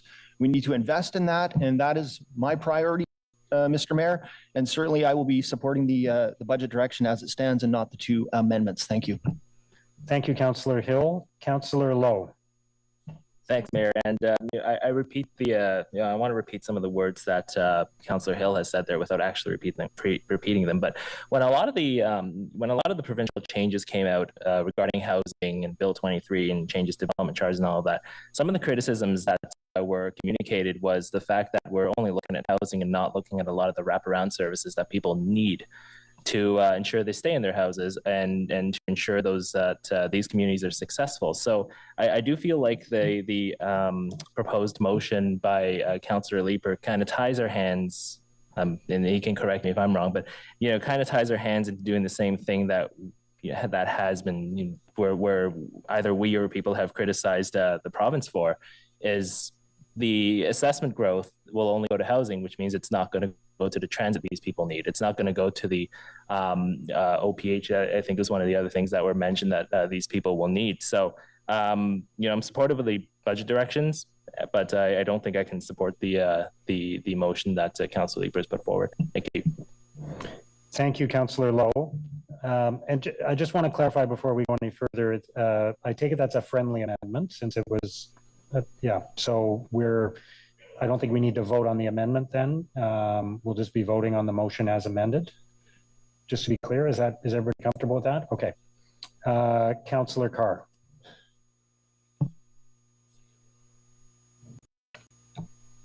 Sorry, Mr. Mayor, I just want to clarify. I was going to comment on the amended motion. I just want to confirm that the movers of the motion accept Councillor Brockington's amended motion. Yeah. Okay, I'm comfortable voting on the amended motion. I think, you may say that we'll do this anyway, but I do think it's important to highlight the current crisis that we find ourselves. I was uncomfortable with the first motion only because in terms of allocating to housing and homelessness, one thing that I'm finding is that the sector is really struggling to keep up, the housing and homelessness sector in terms of their build. The capacity is simply not there. We are expecting an announcement on the Housing Accelerator Fund just out this morning. The federal government is going to be announcing housing initiatives. So I'd like to wait to see what the funds look like and make sure that we have enough capacity. But I'm happy to support the amended motion that Councillor Brockington has amended. Thank you. Thank you, Councillor Carr. Councillor Kitts. Thank you, Mr. Mayor. I'll be quick. I don't need to repeat a lot of what's already been said. I'm in a high growth area. So I understand the importance of investing in growth, and we constantly talk at this council about building complete communities. So I think narrowing the scope of growth funds at this point is a concern. So I won't be supporting this motion. I do have an edit to suggest, just for clarity. Hopefully it's friendly, but I think it's the second whereas should be, whereas Ottawa is in the grips of a housing and homelessness emergency that is contributing to an opioid overdose crisis would be more accurate. So I'll send that language to Melinda, but that can be included. And I also, I do think on that, when it comes to the opioid crisis and to the housing and homelessness crisis, we do need to hold our provincial and federal partners to account. And, through the work of Ottawa Public Health and the board, we will be advocating to Ontario Health for increased investment in Ottawa's mental health and substance use programs. That is needed, but we do need to ensure that the province is also stepping up to the table on that topic as well. So thank you, Mr. Mayor. Thank you, Councillor Kitts. Are you speaking to wrap up? Do you mind if I go first and then is that all right with you? I'll just say again, I'm grateful for everything that everybody's raised today, and I appreciate the tone of the discussion, and I support the motives behind what Councillor Truster and Councillor Leeper have raised and discussed. And we have declared an emergency, and we have serious issues to grapple with. But I don't support Councillor Leeper's motion because it should be our goal to address these issues and all of our term of council priorities within the framework of the budget process as it exists. And I intend to work with staff to achieve a budget that invests in our priorities without constraining staff by allocating a specific part of the budget to those priorities. So for that reason, I don't support the motion, and I would encourage you to vote against it at the same time as we continue to work on a budget that will invest in term of council priorities, including the issues that today.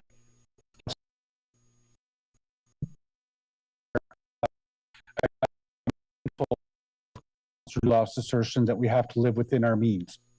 And this council is going to almost certainly direct staff to come back with a budget that increases our revenues from tax by no more than 2.5%. So we're choosing to limit the means we have. And if we're going to limit the means that we have to make choices about how to spend that. Our term of council priorities are broad. There's a lot of them.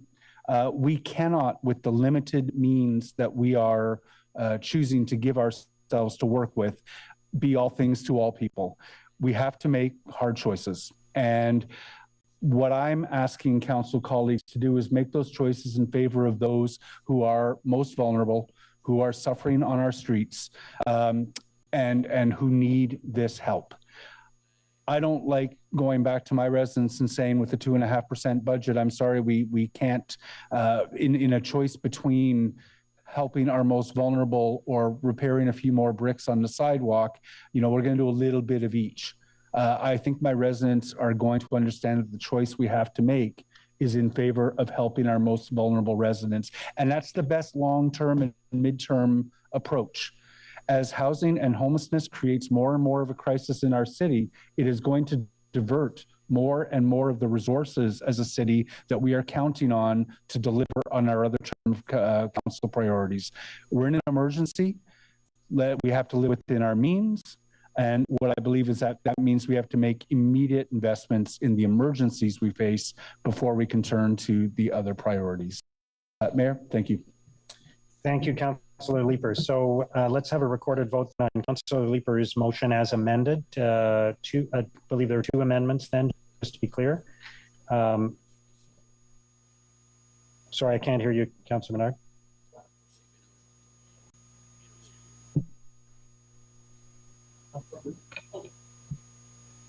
Okay, we're good. So we're voting on the motion as amended twice.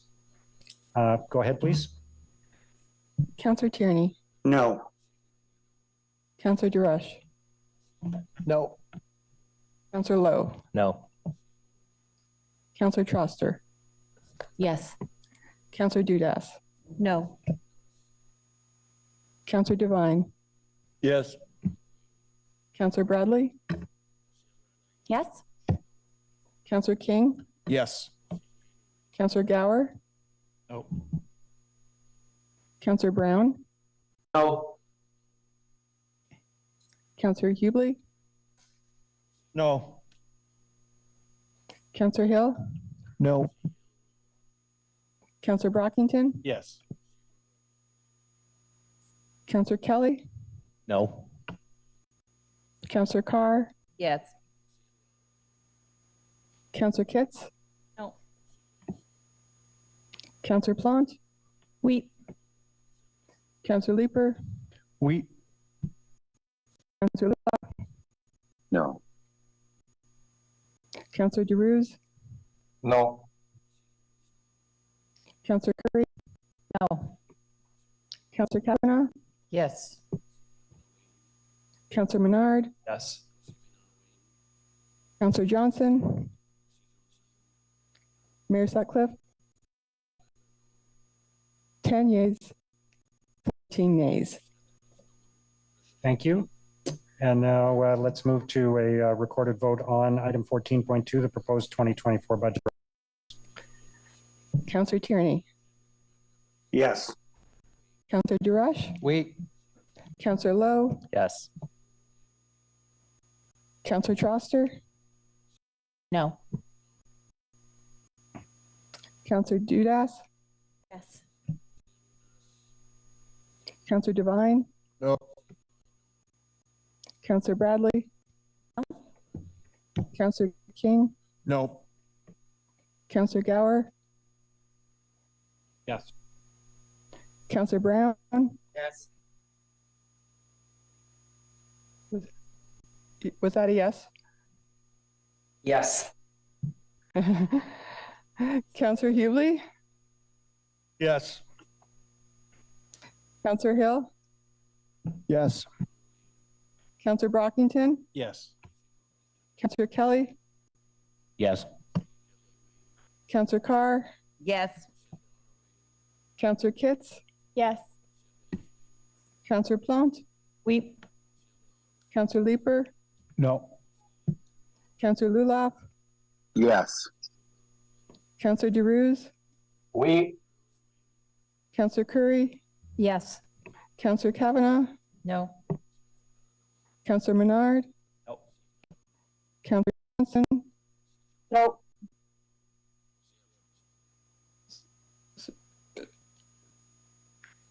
sorry, Councillor, No. Mayor Sutcliffe. Yes. 17 yeas, 8 nays. Okay, thank you. Thank you for the discussion on that, everyone. Let's move now to item 16, item 18. There are no in-camera items. Item 19, disposition of items approved by committees under delegated authority is received. Motion to adopt reports. Councillor Kelly.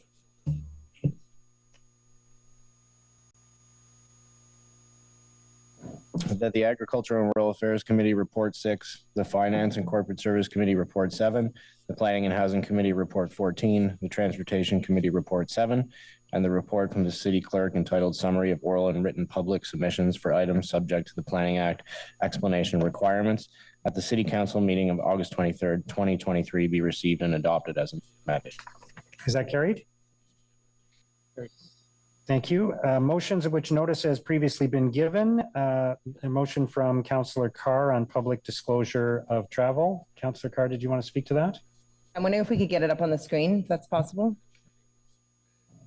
Excellent. I don't think there's too much to speak to towards with respect to this. It's just in an effort to improve transparency. And I know Councillor Plante has a similar motion today, just in terms of when you look at travel that we post online presently. We currently only post for the extended senior leadership for the general managers and the managers, whereas I believe that there'd be greater transparency in terms of posting travel if we posted for the extended senior leadership team.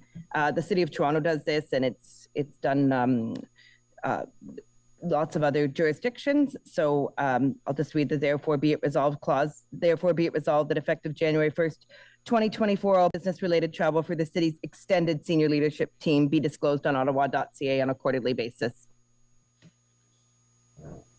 Thank you. Is the motion carried?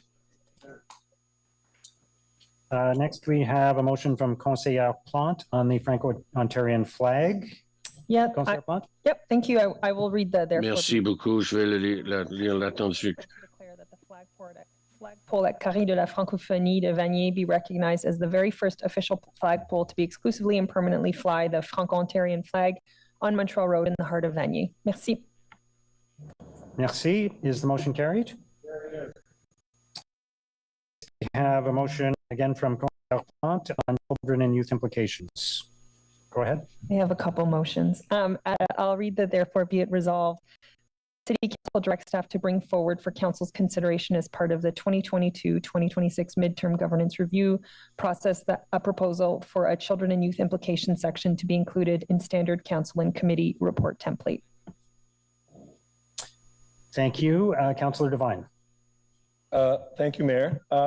So I guess I just have either questions for the mover or questions for staff. And I do appreciate that the motion is being discussed. I'm a parent with 4 kids, and so I appreciate that lens is going to be looked at. I suppose, without sounding too cute, there's part of me in this motion that thinks of the character in The Simpsons, won't somebody please think of the children?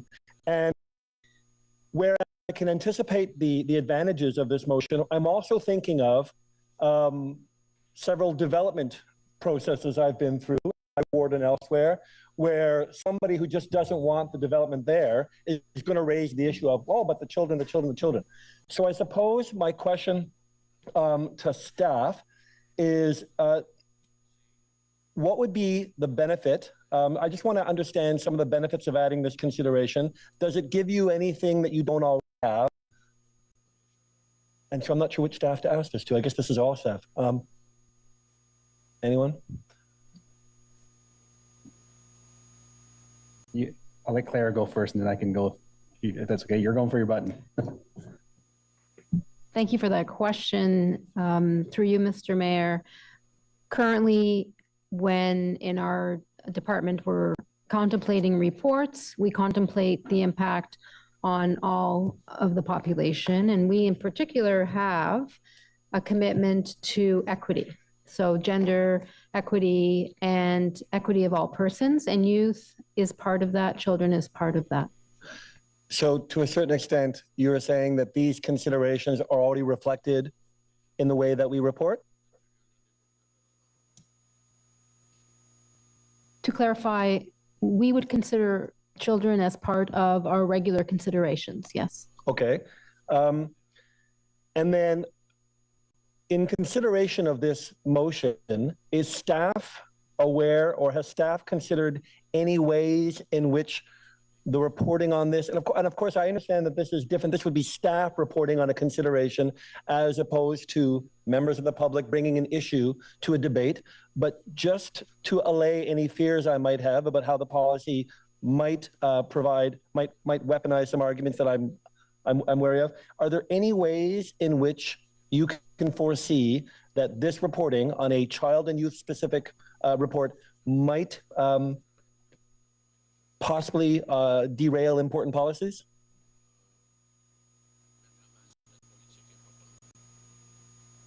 Through you, Mr. Mayor, as staff, we remain neutral in our position, and we would employ an equity lens, provide the analysis, and then defer to council for those implications and decisions. All right, thank you. Thank you, Councillor Devine. Councillor Dudas.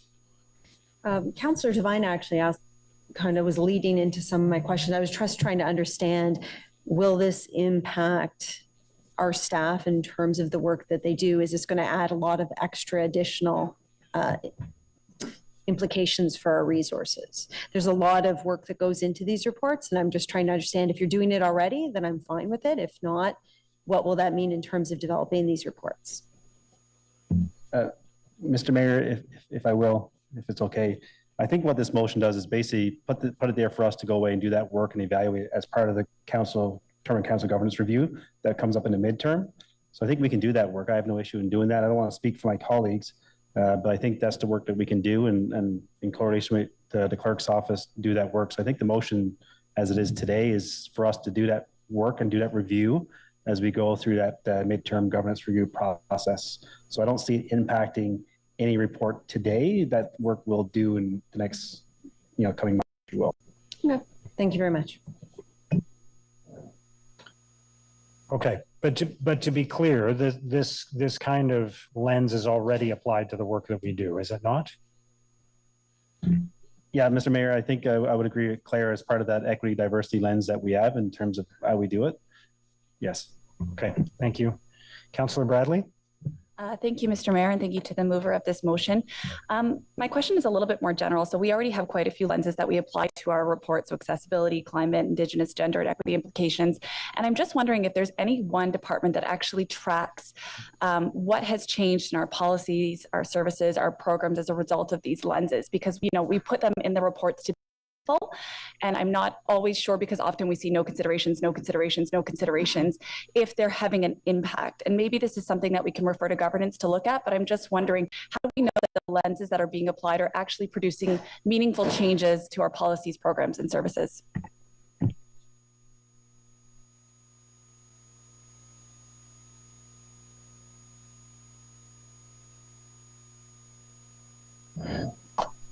Mayor, I don't know that they're tracked per se, other than in the results that they produce as part of a committee and council's consideration of the recommendations that staff are bringing forward.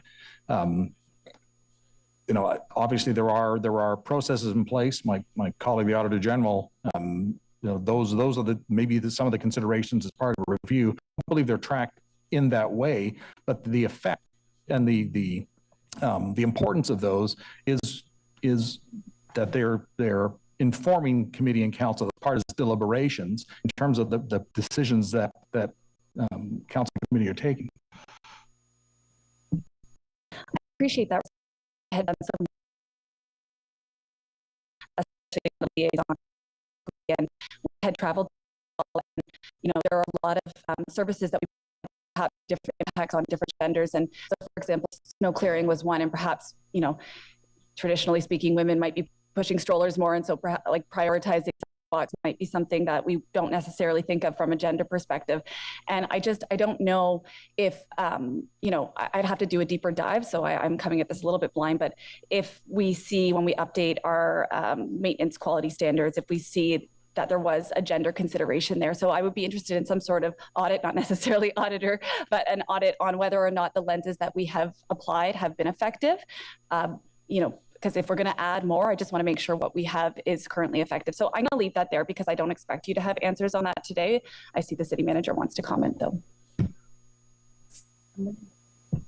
Yes, Wendy? If I may, I just wanted to speak to the fact that we have reviewed the lenses in the reports over the last couple of years. So if you go back to last term of council and you look forward to this term of council, you'll see that the lenses are different, and that we undertook that review. We made changes in terms of what we heard and what was important to council in terms of what we applied to each of those reports.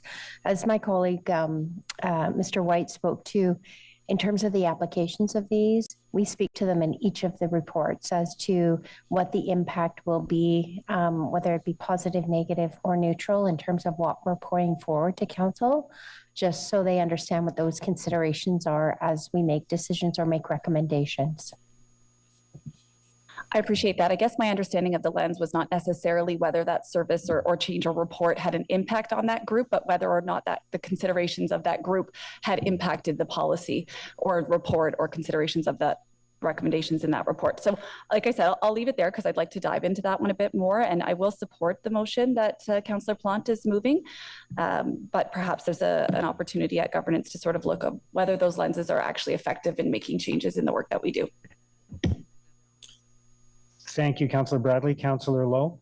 Thank you. And I understand the intention of the motion is to add an extra lens to all of our reports to make the city more friendly for parents, for children, and for youth, so that their considerations, they are considered whenever anything gets put forward. But given what Ms. Freer said there earlier about the equity lens covering this, would kind of separating them into their own lens sort of upset that balance of equity by singling out children and youth?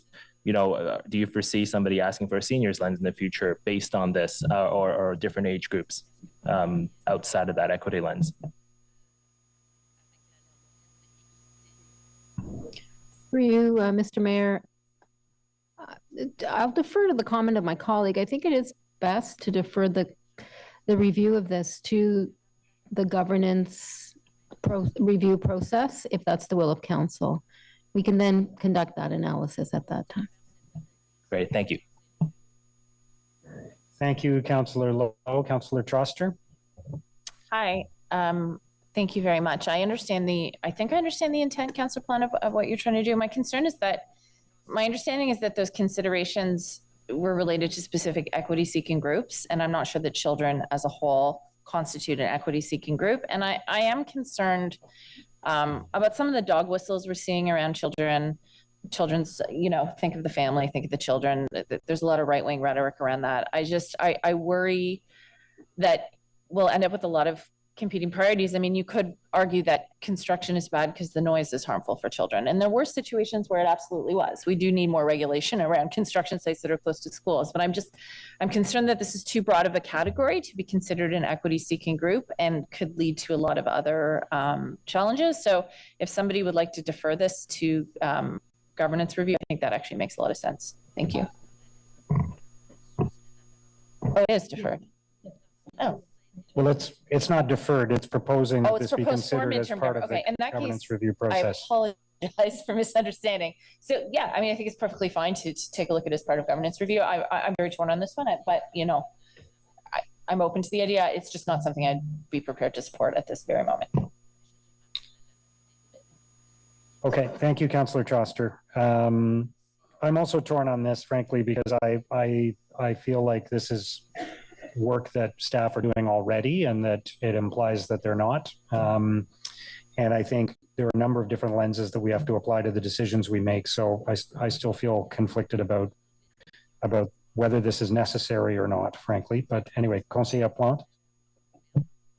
Hi, yeah, no, I just wanted to remind everyone it's not to add it as a, it's to add it to the governance review. I just wanted to clarify that. And I understand the concerns around some of the right-wing rhetoric. I share those very, very same concerns. But to me, it was just, this is a group of people who can't vote. They generally don't advocate. They're not on community associations. They're not, necessarily calling our office to ask for X, Y, and Z. And so that's why I wanted them to have, for us to look at it at midterm governance review, if this is a group who doesn't normally have voice, if they could have one in our staff reports. Merci. Merci, Conseiller Plante. All right, is the motion carried? Okay. Item 21.4 is a motion from Conseiller Plante on councillor statements. Go ahead. Thank you. I'll again read the therefore be it resolved that City Council direct staff to bring forward in Q2 2024 options for the public disclosure of non-competitive contracts valued at $25,000 or less, which are awarded in accordance with the procurement bylaw number 2000-50 as amended, including the supplier name, contract amount, description, contract date, and department name. Nope. Oh, I skipped. Sorry. Yeah, sorry, we're on 21.4. Sorry about that, guys. On councillor statements. Yep.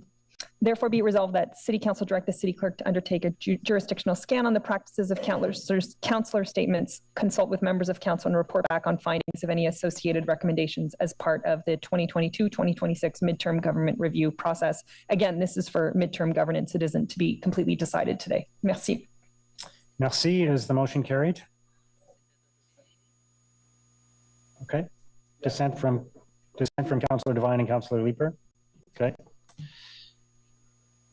21.5 is public disclosure of non-competitive contracts. Right. Thank you. And I will just therefore be resolved staff to for options for the public disclosure of non-competitive contracts valued at $25,000 or less, which are awarded in accordance with the bylaw number 2000-, including the supplier name, contract amount, description, contract date, and department name. Merci.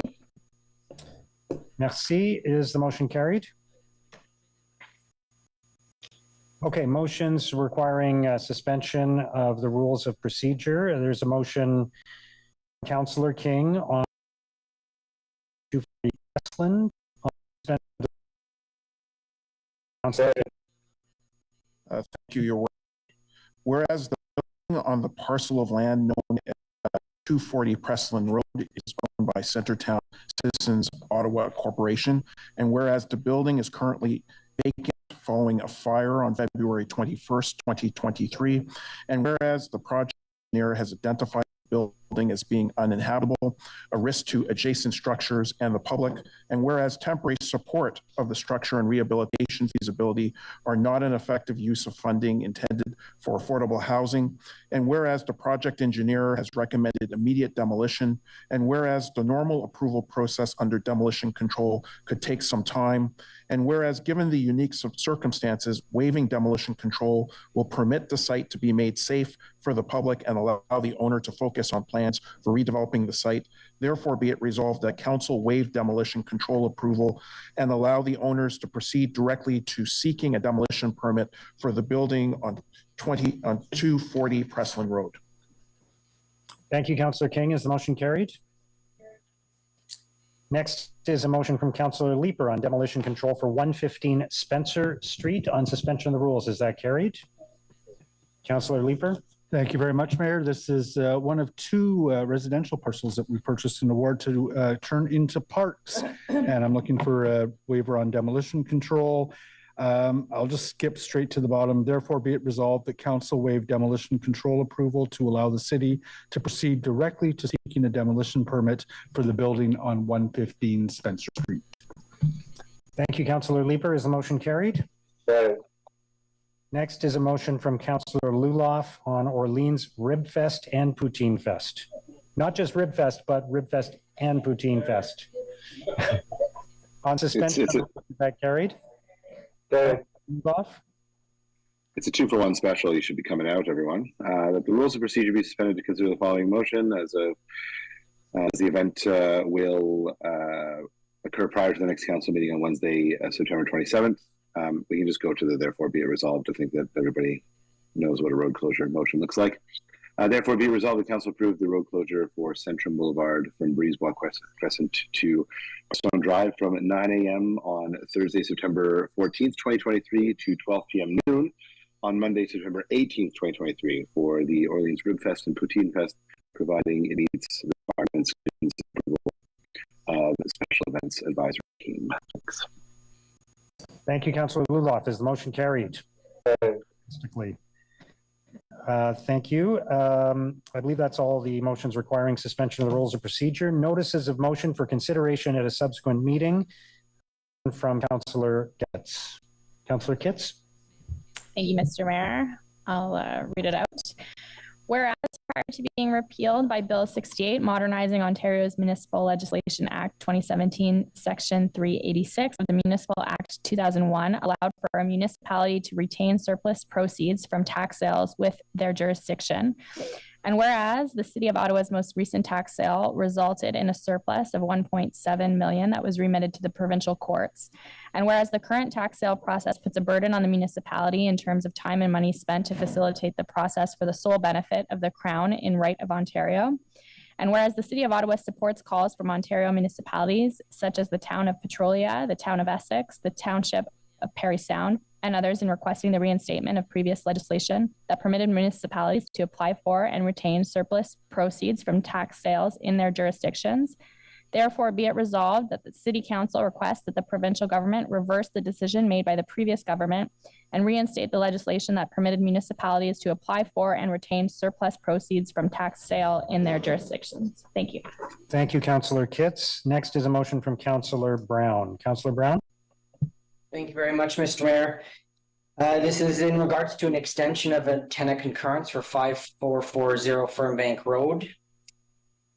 Whereas the Federal Ministry of Innovation, Science and Economic Development Canada, Client Procedures, Circular CPC 2003, Radio Communication and Broadcasting Antenna Systems, Issue 6, requires proponents of proposals for new antenna systems to consult with municipalities and the public. And whereas per section 4.5 of CPC 2003, construction of an antenna system must be completed within 3 years of the conclusion of the consultation, after which consultations will no longer be deemed valid by the ministry.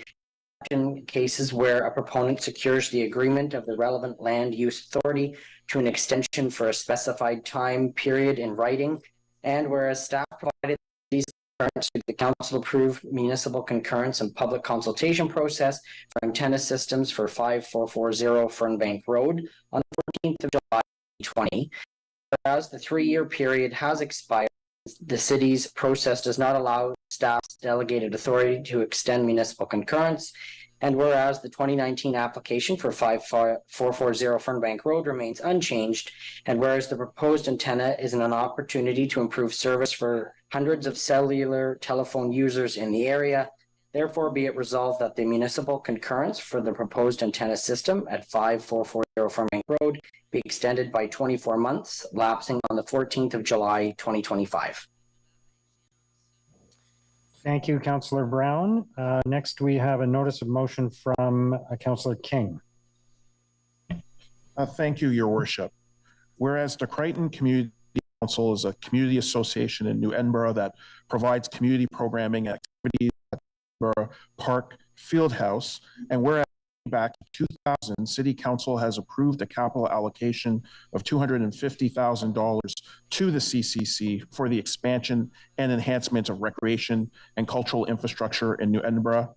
And whereas the New Edinburgh Community and Arts Center capital account currently holds a balance of $287,257.78. And whereas the CCC has requested a number of improvements to the field house, including the installation of equipment and cabling to enable a Wi-Fi service in the building. And whereas the cost of Wi-Fi installation has been quoted to the CCC at $2,956.41. And whereas the installation of Wi-Fi equipment qualifies for funding from the New Edinburgh Community and Arts Centre account, therefore be it resolved that funds from the New Edinburgh Community and Arts Centre account be approved for the installation of Wi-Fi equipment and cabling at the New Edinburgh Park Field House. And be it further resolved that the CCC prior to the activation of the Wi-Fi service, undertake to be responsible for all one-time and ongoing fees of Wi-Fi activation and monthly service, with Information Technology Services managing the service provider on behalf of the CCC. And be it further resolved that CCC be responsible for ensuring that only filtered internet service is made available to the public by implementing and maintaining effective access restrictions to sites and content related to adult and pornographic material, hateful and discriminatory material, gambling, areas as detailed to be between C and CCC prior to activating the service. And be it further resolved that the General Manager of Recreation, Cultural Facility Services be delegated the authority to authorize future expenditures from the reserve account for capital improvements to city facilities and lands in consultation with the Councillor for Ward 13 and the Crichton Community Council. Thank you, Councillor King. Next is a notice of motion from Councillor Leeper. Thank you, Mayor. This is with respect to the upcoming date to be determined Lansdowne Park contemplation. It is contemplated to be a joint committee between Finance and Corporate Services and Planning. My understanding is that this motion is necessary because otherwise that joint committee wouldn't have authority to make decisions on the planning aspect, anticipating a bylaw and official plan amendment. So the motion is, whereas staff from Planning, Real Estate and Economic Development and Finance and Corporate Services have worked together to develop recommendations to Committee and Council on the Lansdowne Partnership, whereas staff and consideration of the formal report be done jointly at a special Planning and Finance is to report to Joint Planning and Housing and Finance and Corporate Services Committee on the one, funding strategy for the construction of the new event center and north side stands. 2, approval of the business case. 3, endorsement of the revised concept plan. 4th, approval of the associated zoning bylaw amendment and official plan amendment. 5, approval of delegated authority for disposal of air rights. 6, direct CMO, Chief Financial Officer, to finalize negotiations with OSEG on the LMLP. Whereas the chairs of both committees indicated their support for a joint Planning and Housing and Finance and Corporate Services Committee meeting for the consideration of the report, therefore be it resolved that Council delegate authority to a joint Planning and Housing and Finance and Corporate Services Committee meeting to consider the Lansdowne Partnership Plan authorization to proceed to redevelopment. Thank you, Councillor Leeper. Councillor Menard, I understand you have 2 notices of motion. Thanks very much, Mayor. I have 2 notices of motion. The first is around the Lansdowne 2.0 report, whereas Council passed a motion in 2022 from Councillors Meehan and Cloutier, which resolved the following. Therefore, be it resolved that Council requests the Auditor General consider undertaking a review of the Lansdowne project based on risks identified throughout the life of the project, commencing once staff have progressed further with their planned approach, utilizing an agile audit approach like the current audit of the zero emission bus program. And be it further resolved that the Auditor General consider including in her review the following elements: budget estimates, costs and associated authorities, funding strategies and associated financial arrangements and project agreements, etc. Be it further resolved that the Auditor General report back in the new term of Council with any recommendations. And whereas the Office of the Auditor General has confirmed that they will be undertaking an agile audit of Lansdowne 2.0 as early as this fall, and whereas the current timeline for Lansdowne 2.0 approvals has approval of the financial plan and the planning application scheduled to occur before the report backs on Lansdowne 2.0 from the OAG can be expected to be delivered. And whereas the OAG is an independent and professional office whose work could result in meaningful changes being needed to the Lansdowne 2.0 project, and whereas members of Council will not have had the benefit of hearing from the OAG on the value for money and risk analysis of the Lansdowne 2.0 proposal before being asked to authorize it, Therefore, be it resolved that the forthcoming Lansdowne 2.0 report identify what decision points will be available to committee and council, up to and including the decision to withdraw, that can integrate and respond to the information from the OAG on the viability and risks associated with Lansdowne 2.0. And I can proceed to the second motion if you like, Mayor. Second notice of motion. Okay, thank you. On the second notice of motion, it's to do with Ontario's Auditor General and Integrity Commissioner to review the urban boundary expansion lands of Ottawa. Whereas Ontario's Auditor General and Integrity Commissioner have investigated provincially directed greenbelt and urban boundary expansions in the Greater Toronto and Hamilton area. And whereas those investigations concluded that the province's decisions were inappropriately influenced by the private interests of developer-connected donors to the Progressive Conservative Party, and whereas the Ministry of Municipal Affairs and Housing has recently resigned and unilaterally added 654 hectares of expansion lands to Ottawa's urban boundary without consultation in November of 2022, and whereas these lands were evaluated by the municipality to be poor candidates for expansion due to the high cost and various scoring criteria by the municipality, and whereas these changes increased the 1,281 hectare expansion council approved in May of 2020 by approximately 50%, and whereas that decision results in even more costly urban sprawl in Ottawa that Ottawa ratepayers will have to pay for, and whereas this decision was widely criticized and opposed by members of council, including the mayor, last term, and whereas local media reporting has since revealed that some of the expansion lands added to Ottawa's urban boundary by the provincial government had been purchased shortly beforehand by developer-connected donors to the Provincial Conservative Party. Therefore, be it resolved that City Council call on Ontario's Auditor General and Integrity Commissioner to consider reviewing the provincial government's decision to add urban boundary expansion lands to Ottawa, and for the province to reverse this costly decision. Thank you, Mayor. Thank you, Councillor Menard. Are there any other notices of motion? All right, motion to introduce bylaws, Councillor Kelly. Thank you, Mayor. That the bylaws listed on the agenda under motion to introduce bylaws, 3 readings, be read and passed. Is that carried? Confirmation bylaw, Councillor Kelly. Thank you. That the following bylaw be read and passed to confirm the proceedings of the council meeting of September 13th, 2023. Is that carried? Inquiries, Councillor Desroches. Thank you, Mayor. Can OC Transpo assess the feasibility of allowing temporary park and fly parking spots, i.e. long-term parking at certain South Ottawa park and rides with the goal of encouraging ridership and maximizing empty parking spaces? Some park and rides are projected to have surplus parking spaces as a result of pre-pandemic anticipated capacity such as Boltville and Leitrim. Thank you. Thank you, Councillor Desroches. Are there any other inquiries? Okay, motion to adjourn, Councillor Kelly. Thank you. That the proceedings of the City Council meeting of September 13th, 2023 be adjourned. Is that carried? Merci beaucoup. Thank you, everyone.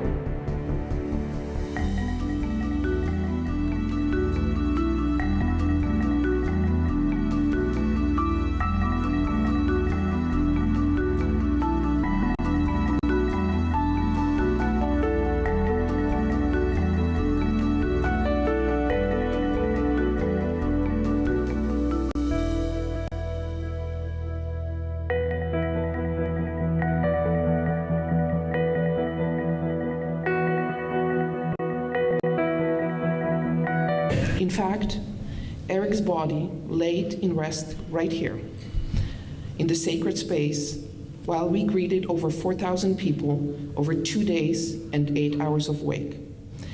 Eric's funeral was surreal and a powerful experience. Following Eric's funeral, I started to feel pressure from within myself to return to work. My whole adult life, I worked. For many years, I worked and studied, so I felt internal pressure to return to work and school. At that time, I was working on a contract at CMHC, and I was in the process to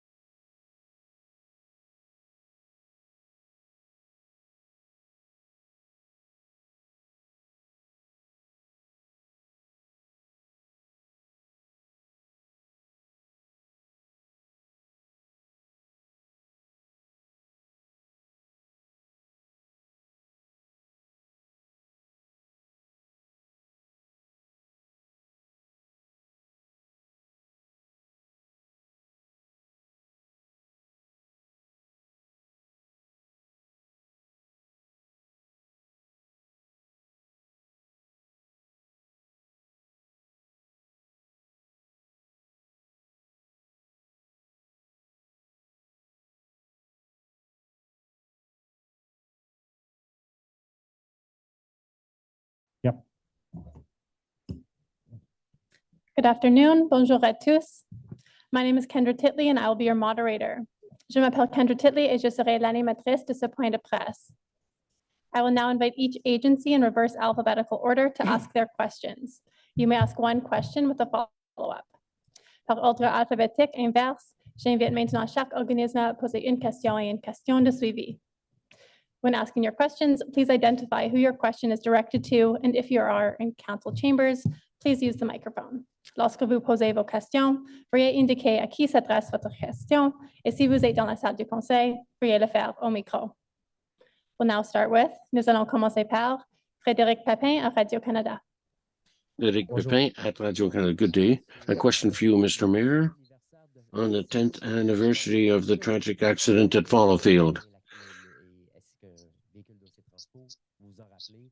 You remember that with the bus? It's Monday that we'll be celebrating the 10th anniversary. I've been talking to people who lived through this tragedy, and they say to me, we see no change in the infrastructure at the place where the accident occurred. There were reports. So people are wondering what about these reports that made recommendations of building a bridge over the railway track to avoid it. What's happening with all this some 10 years later and people are still living through the trauma of the event? Well, first of all, I have a lot of sympathy for the victims of that very tragic accident. I personally knew one of the persons who was on the bus that day. It's very important that our transit system be safe for all passengers. I'm not aware of all the details about what's been done or what we, the city, have done or should be doing. I know that bridges cost a lot of money. And I believe there's several other train crossings throughout the country. And it is, of course, necessary to ensure that these railway intersections be safe, railway crossings, even without a bridge. But I do not have the details on what solutions could be applied in the future. I don't know if Madam Amilcar has something to say about this on that particular intersection and the tragic event that occurred here. Yes, thank you for your question. So at OC Transpo, we're directly in relationship with Transport Canada. We provided our recommendations, and of course we exercise follow-up on all of that. And one of the initiatives that we took as part of the construction of the Trillium line, that there is a place where there should have been a shared intersection. We preferred to have an overpass to avoid an intersection, a crossing. And that is one of the consequences of that accident and its recommendations. So, Mr. Mayor, for my follow-up question, I'd like to ask you about the cost of housing, where I know you're in budgetary discussions for next year, but with regard to housing and your objective of 15,000 units or 1,500 units, 15,000 over 10 years, it doesn't seem that Ottawa's going to meet its objective for this year. It will fall short. So what's happening and how are you going to catch up on the shortfall? So there's a lot of work to do, yes. And we're just starting out this process of building more housing in Ottawa. We have launched a few initiatives and the work is ongoing. We do hope that we will be able to achieve our objectives, but it isn't simple. It's rather complicated, in fact, and we're working very hard. And we'll continue to do so in order to achieve our objectives in Ottawa. It's a very, very challenging file, obviously. And our goal is to build as many houses as we can and to meet the pledge that we've made to the provincial government and to build as many affordable homes as we can in the years ahead. But it's not easy. There's a lot of work that has to be done. There's a number of things that are already underway. And we're going to continue to work hard in the months ahead to deliver on those commitments and get as close to them as we can. Thank you very much. We'll now go to Blair Crawford at the Ottawa Citizen. Yes, so question for the mayor about the budget direction. I know the 2.5% cap was something that you campaigned on a year ago. There was some fairly vocal opposition to that, saying that it's an unrealistic expectation given inflation, the pressures of housing. So I'm just would like to know your reaction, whether you think it is a reasonable target at 2.5%. It is a reasonable target, and as you said, I campaigned on a commitment last year to keep tax increases to 2.5% or less in 2023, which we achieved, and 2024, which we're working on now. I heard over and over again from residents throughout the city of Ottawa that they're going through an affordability crisis and they can't afford big tax increases. I'll point out that the other two main candidates in the election last year made very similar promises, and so not only did the majority of Ottawa residents support my platform, but the vast, vast majority of voters in the election supported platforms with low to moderate tax increases. So there weren't big differences in the platforms. So we've done a lot of work to identify savings and efficiencies in the budget without impacting the programs and services that residents rely on. We'll continue to do more of that work in the future. And I'm confident that we can bring forward a budget with a 2.5% tax increase or less that will deliver the services and programs that residents expect and address the priorities that council has set for this term. As a follow-up question, at the end, Councillor Menard introduced the motion to asking the Auditor General to investigate the expansion of the Ottawa urban boundary. I'm curious about your reaction to that and whether you would support that. I don't think it was the Auditor General in that motion, was it? The Ontario Auditor General, yeah. Right? Sorry, yeah, not the Ottawa Auditor. Yeah, sorry. I didn't know about the motion until it arose at council. You know, we have an official plan. We're ready to move forward with that official plan. I'm not interested in revisiting past decisions. I'm interested in building more homes for the residents of Ottawa and for future residents of Ottawa. If the Ontario Auditor General sees a reason to look into that, then they'll do so. They can do that of their own accord. That's how the Ontario Auditor General functions, not at the direction of Ottawa City Council. So I'm focused on building more homes and not revisiting past decisions about the official plan. Thank you. On va maintenant Julien Paquette à la droite. Julien Paquette, Le Droit. Also about the cap on the tax increases. Someone said it was somewhat arbitrary and it wasn't based on the monies needed by the city to improve services, or what do you answer to that criticism? About the motion? Councillor Leaper's motion? No. It's just about the cap, the 2.5 cap on the taxes. He said it was an arbitrary number. Someone said it was an arbitrary number, not necessarily responding to the needs of the city. Well, it isn't quite arbitrary because it is the number that I put forward during the election campaign held last year. And the vast majority of Ottawa residents voted for me or other candidates whose platform had a 2.5 tax increase or less. So it's not arbitrary, but necessary. And I think that we can present a budget with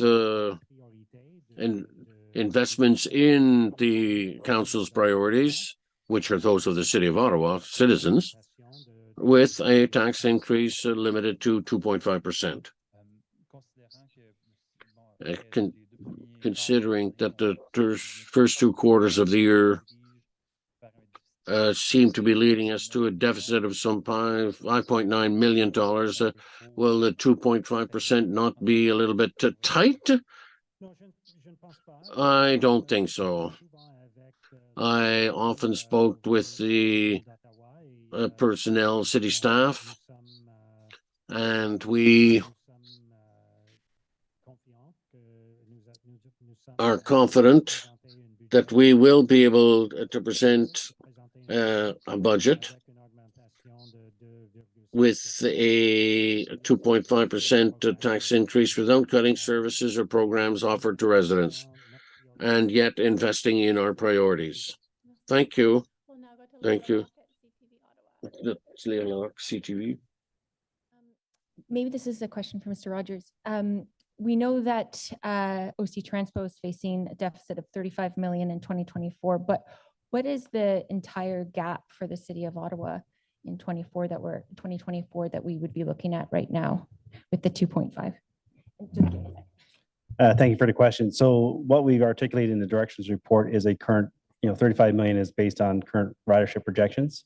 And that's the gap that we're going to go through now. The next exercise of the directions report, now that it's approved, is for us to work closer again with transit to kind of figure out strategies to mitigate risks against that risk. There's no other gap identified at this point in terms of other city services. That's the work to be done and will be captured in the tabling of the budget on November 8th. So it's only OC Transpo that has the gap. That's the current projections at this time. We're still going deep dive into the process of tabling that document. We go through owners reviews throughout the year, and that's where we're at today.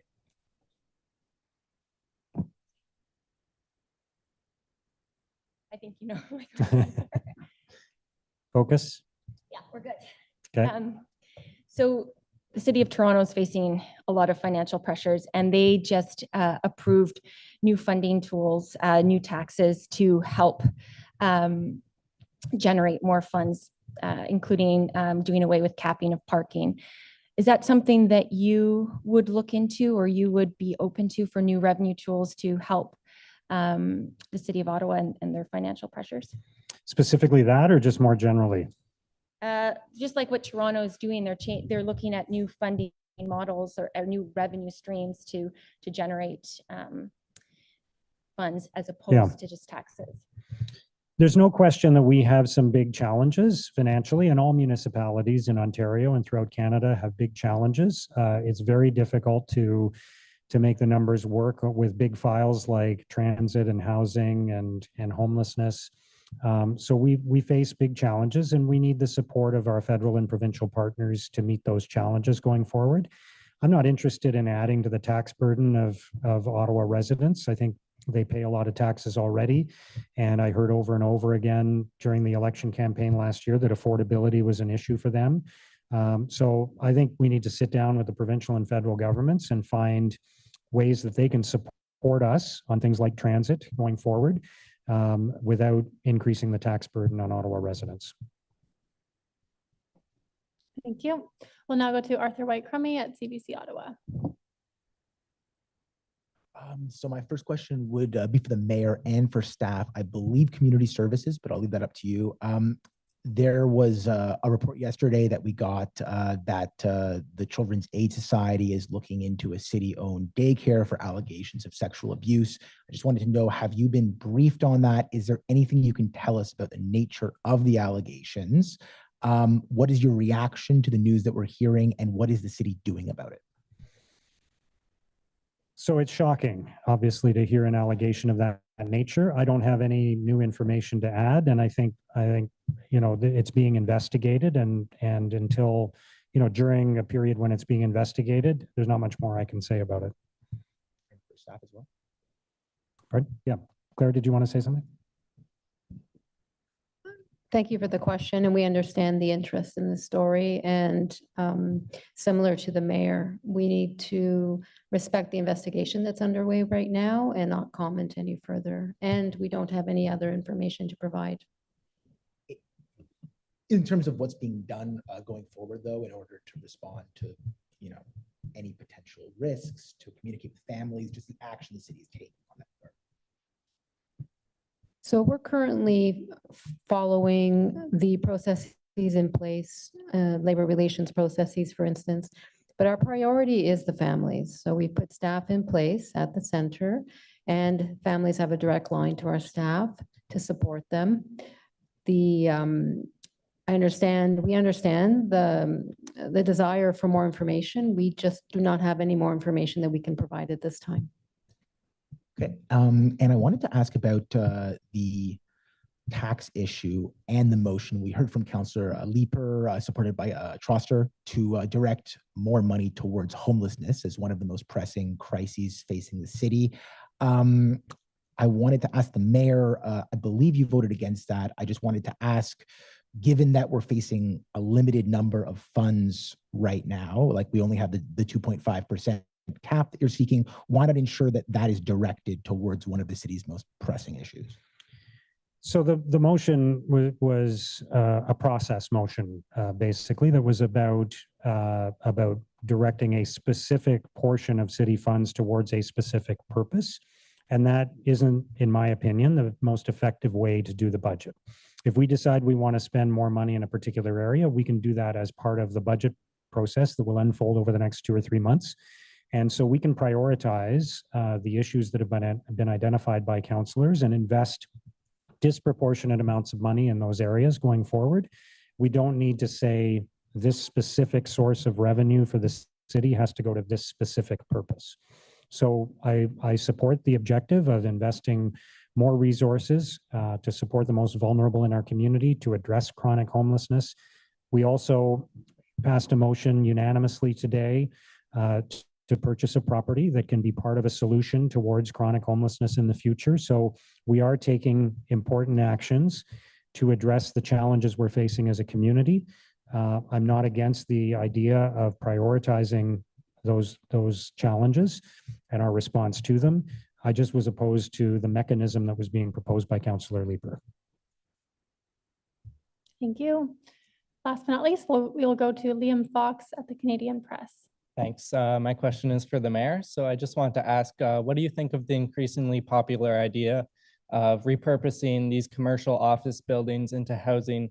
And how well do you think this idea would work in a city like Ottawa, where there's 10 government offices being disposed? I'm open to conversions. I'm open to converting office space and commercial space into residential space if it can be done effectively and cost effectively. I've heard from developers that there are some buildings that are well suited to a potential conversion, and many others that are not. Buildings that are built with the intention of being office buildings, typically the windows and the plumbing and the water are distributed on each floor plate in a way that suits a commercial purpose, but not necessarily a residential purpose, and it's really expensive to convert them. So wherever we can do conversions and have more people and build more housing and have more people living downtown, for example, we're open to that, but obviously it's got to be in the right circumstances. Right. And are there any other creative solutions that, the city is maybe exploring to help with the housing shortage right now? We're doing everything we can to address housing and to build more housing and build more affordable housing. So there's a long list of things that we're doing, and I'm sure staff could speak to that, but there are a number of different initiatives that are underway to build more housing in our city and throughout the province. Could staff briefly speak to those initiatives? Dawn, did you want to? We can also follow up with you afterwards if Yeah, needed. for sure. Yeah. Yeah. Okay, Well, sure. I'll do that with you. Yeah. Yeah, no, just along with the mayor's comments, yeah, it's a multi-pronged effort. We're exploring we have an application in for funding with the federal government, the half application. We're staffing up to address Bill 109 process needs in terms of getting through the approval process quicker. We're tracking approvals and permits very closely, as we heard earlier. So yeah, there's multiple efforts that are underway. One of the pieces you mentioned, we are going to report back in the fall on the office conversion piece. So we have a task force that's looking at that and looking at that potential. So it's a very concrete example. Okay, thank you. Thank you very much. This concludes today's media availability. Ceci conclut le point de presse d'aujourd'hui. Thank you. Merci.